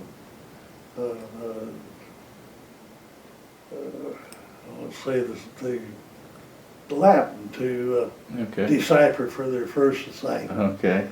And she made up her mind that she would do that the first week of first semester. But he turned her on off the fact that she was in a class that they were the first females in Yale. Okay. And you know how a guy that's sitting there for ages is going to say, and if anyone that's been to college, somebody's always going to have somebody say, here's what you're going to do here, and you do it my way or else. Well, she was one of those that believed it and did it, and consequently she just hung it up and picked up a job locally here in Topeka, and worked for 2 or 3 until she married a person that fathered a child with her, and after that her marriage broke up, and she'd been on there ever since. But she was a person you'd probably enjoy. She went to Texas, the one that's out in western Texas, What are you trying to say? I'm trying to think of the university she graduated over. At Texas, well, she got a degree, she got an advanced degree in museum technology. Oh, she's the one who's helping you with that book then? Yes. Oh, Yeah, okay, she's that's great. the one that went Yeah. through all of the. Yeah, that's good. Yeah. She's Yes, really so she graduated, she ended up being in charge of the Museum of Technology in San Antonio. It's the only, once she got her degree, she was the only one that, the university that, it's a panhandle that clear out on the Texas line, but Texas, they got her that job, and it's also a part of the Texas University System. yeah. Okay. So she was in charge of their research there, and most of the work she did at the museum, she did an awful lot of it in Germany, in Mexico, where Okay. she'd go down and go through some of the ruins and write up and a lot of stuff like that. She still lives in Texas. Well, she still lives there, and it's hard to get her out of there. I hardly ever see her here, but anyway, that's, So she's your oldest? yeah. How old is she then? Well, She just retired. She retired 2 years ago. Oh, has it been that long ago? Yeah, but people retire. Some people never retire. I've interviewed people not quite your age are still working, and then other people retire at 60. Yeah. So to say she's retired runs a whole, possible range She there. worked in this museum for years. I mean, ever since Nolan and I've been married. Yeah. Yeah. So then so she was born what, in the late 40s maybe, mid 40s, No. early 50s. Early 50s, she Okay. was 40. I think she was probably more than 48, 49. Okay. See, I was born in 51. Yeah. And so she's your oldest, and you have 2 more. Well, then my Second one. second youngest, she was also a brainchild. She went to New Orleans to LSU or Tulane? Tulane. Okay. Tulane. Okay. And she went there for 2 years, made scholastic achievements and everything, had spent a Europe and abroad at the University of London, and came back, and she graduated with academic honors whatever the academic, what's the one that you wear the key? No, Phi Beta Gamma. Yeah, Phi Beta, Yeah. Beta, yeah. Yeah. Anyway, she graduated from Kansas. Well, she loved animals, and she applied to the veterinary school at K-State, Okay. which is a worldwide known vet school, and also the Yale, the University of Kansas Medical School. And she made the medical school but didn't make the veterinary school, so she graduated from Kansas University as a doctor. Well, yeah, no, I've always heard that, because I wanted to be a veterinarian when I was a kid as well, and I heard that that was harder to do than become an MD for humans, so. Well, anyway, she was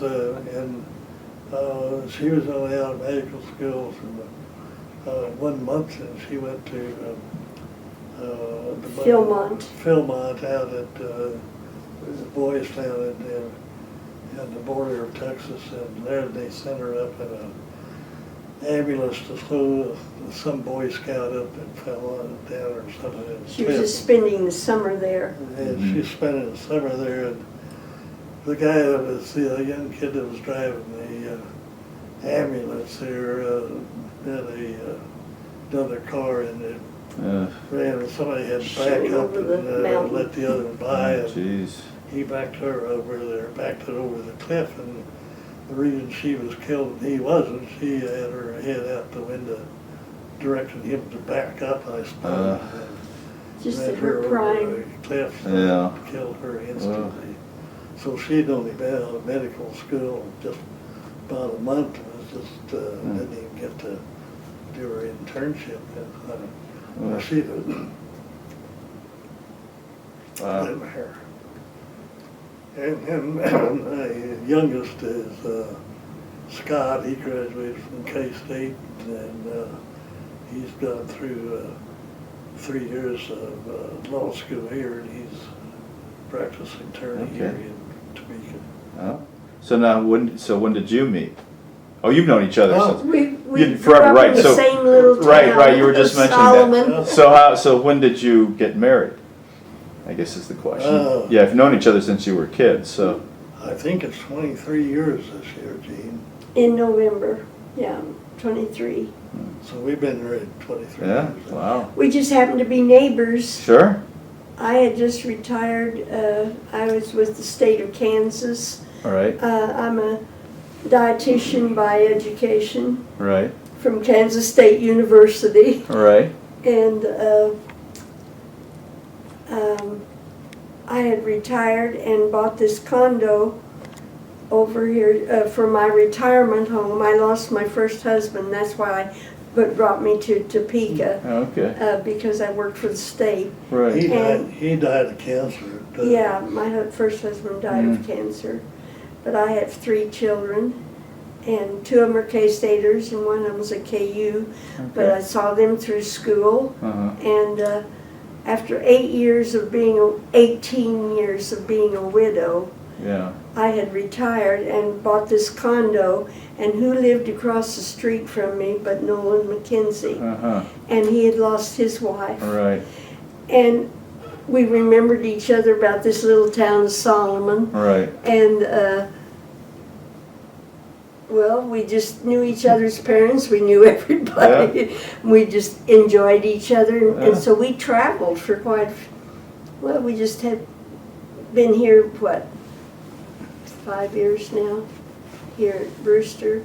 But anyway, we've been able to travel and have a real nice retirement life, that's good. and Yeah, good times, and both of our families are back in Solomon, Kansas. I mean, in the cemeteries. And, yeah.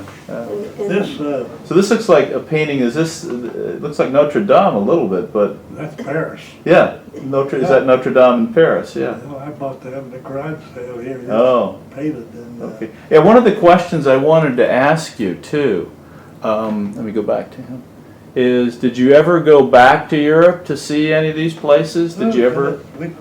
Gene and I, we went somewhere every year. Okay. We could afford it, and you know, it was, well, I guess my first wife, before I lost her, we went over to see our daughter that was on the university over there. Right. So we've had that, and but I don't know, when I was retired, I guess before, I was not a world traveler, because I knew my wife had problems, and whether we were going to stay married or not, I couldn't tell, because the kids were through college. Right. Yeah. So it's kind of, but now, I'm, used to be pretty active in the shrine of going anytime the potentate wanted to go anywhere, We'd sign up for the trip. I Sure, was ready to sure, go. And, sure. Did you ever want to go back to the airfield where you were stationed? Did you ever want to go back and see what happened to that? well, not quite. No. We've been to Italy, I think, a couple times. Times, We never yeah. got.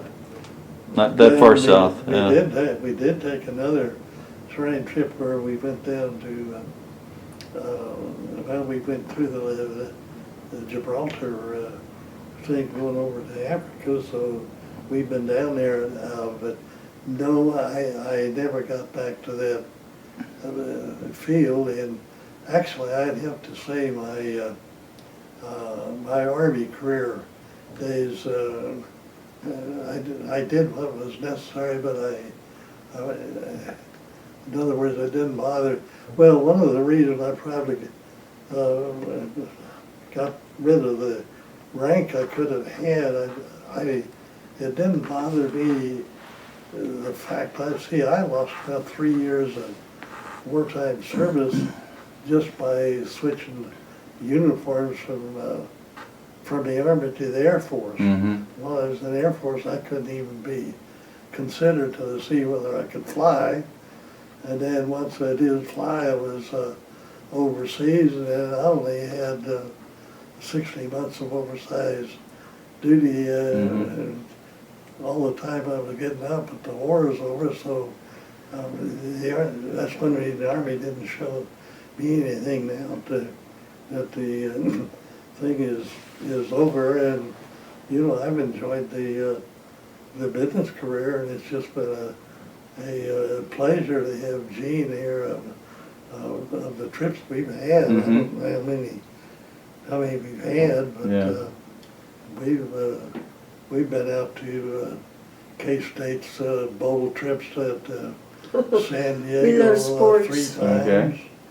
and a couple of Arizona and Alamo in Texas. And these are plus the shrine trips we've had. So we really, until the last 3 or 4 years, when it's really the traveling started slowing me up. And Sure. now I've got myself in here. I was still walking around in pretty good shape till finally arthritis has really caught up with me in my back. Yeah. And I just can't stand up anymore without wanting to sit down. Right. Did you guys after the war have reunions, group unions, squadron reunions, anything no. like that? You never That did is really, and that was a sad mistake too, and that was just a lack of, the only one I had some communication with, and he initiated it, and I later lost him.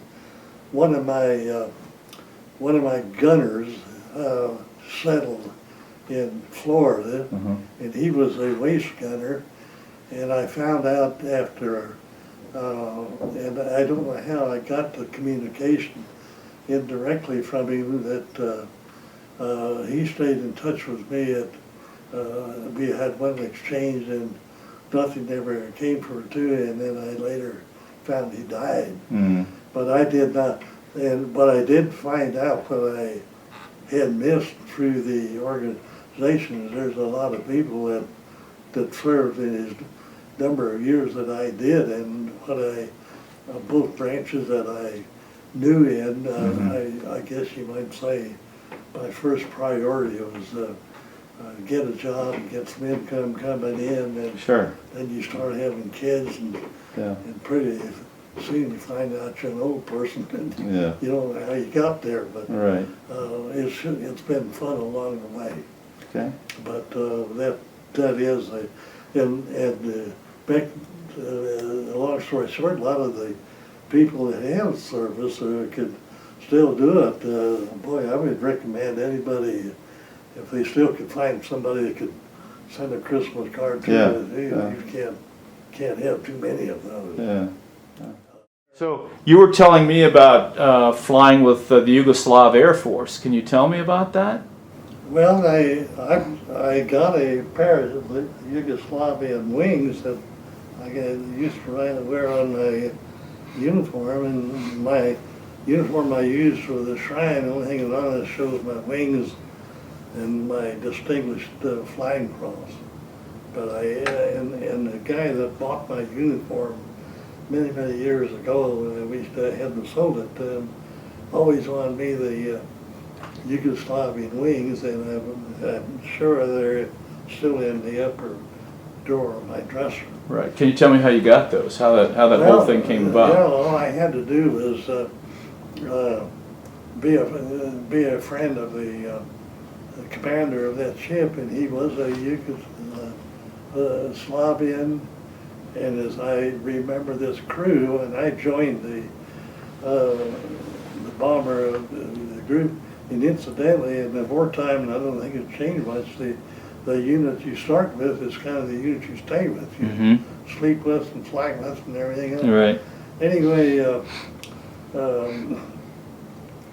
this guy had it known if somebody wanted to fly co-pilot with him on a combat mission that he was flying on, he could give him a set of Yugoslavian wings, which I did, and he gave me the wings, and somewhere in there they're in there somewhere. But anyway, So what kind of, you were flying what kind of a plane? a B-24. Now was he flying, he wasn't flying off your base though, was he? Yes. Oh really? Yeah. Okay. In fact, he was even attached. I didn't quite understand that, but at the time we were there, this Yugoslavian crew, they were, from what he told me, most of the people on that crew that flew with him spoke little or no Italian or English. They, I guess, being along the age of Iraq, they probably spoke English. I don't know. But all of that was that a group apparently, as a unit, that left Yugoslavia in some way, got themselves acquainted with American personnel on Italy to the point that they checked themselves out, and when I joined the force over there, they flew regularly with, they never asked for any time or special condensation. They did not fly every week, but they fly, and as near as I knew, when I left, they were still flying. So they didn't fly with the American group, they had their own operations in Yugoslavia? They flew right with us. Oh, so they flew with you guys? Yes. Okay. Same thing. Once if you knew what the effect, which the tail, you could tell from the tail assembly what squadron you were in. Yeah, right. You could know what one there was. Yeah, they just flew a regular plane, and I'm not saying they flew a one Sparky Mark plane. They flew a B-24 like the rest of us did. Okay, so it was in your squadron somehow? Mm-hmm. Really? So were there more than one Yugoslav crew, or were they the only ones? Just the one. Huh. So did they ever fly any special missions to Yugoslavia that you know of? No. And I can't even tell you whether they had any special flexibility on what missions they fly or not.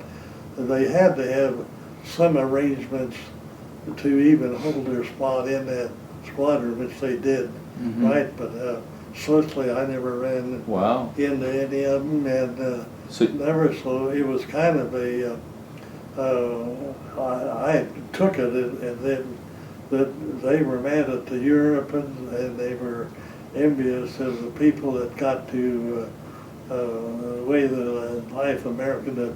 See, they apparently grew up in Italy with some sort of, I didn't say grew up there, but they were there when the war was on, and they Right. were apparently were enough that they were laying their lives on the line with the rest of us. So the mission you flew with them was a regular mission with the Yeah. rest of the squadron? Yes, it was a regular question. And in your list of missions there, do you mention that specifically, or is it? I don't know. Okay, let me take a look at that. It's really interesting. That, I mean, you always hear about, for example, it's not unusual to hear about Canadians or Australians or New Zealanders who had their own air forces, but flying for the RAF. You hear that all the time. Or, you know, early on in the Battle of Britain, you had the Eagle Squadron, the Americans who flew for the RAF, for these various others. I'd heard all about that, and that's not unusual, but this is the first I've ever heard of this. This is really interesting. well, this is strictly, as near as I could tell, was just, they had no special briefing. I can even vaguely, and this was real, going back years, I can vaguely just say, yes, they would accept it, their briefing along the rest of us did. On the briefings, we never said or did anything. You went there to listen and hope the target wasn't Right. too tough. Right. But no, Well, I was going to say, but with if you have a Yugoslav crew, at least yeah, I would at least Had. some of the crew had to know enough English to be Yeah. able to accompany Yeah. the squadron. they could. I mean, your gunners might not need to know, but your pilot, co-pilot, the officers on board had to know. Anyway, that's really interesting. So I wanted to thank you for taking the time to meet with me and tell me about your life and your experiences during World War II. And of course, I'd like to thank you for your service during the war. And as I said, as soon as I can get home and we can download this, we'll put it on DVDs and send these to you. Sounds very good. Okay.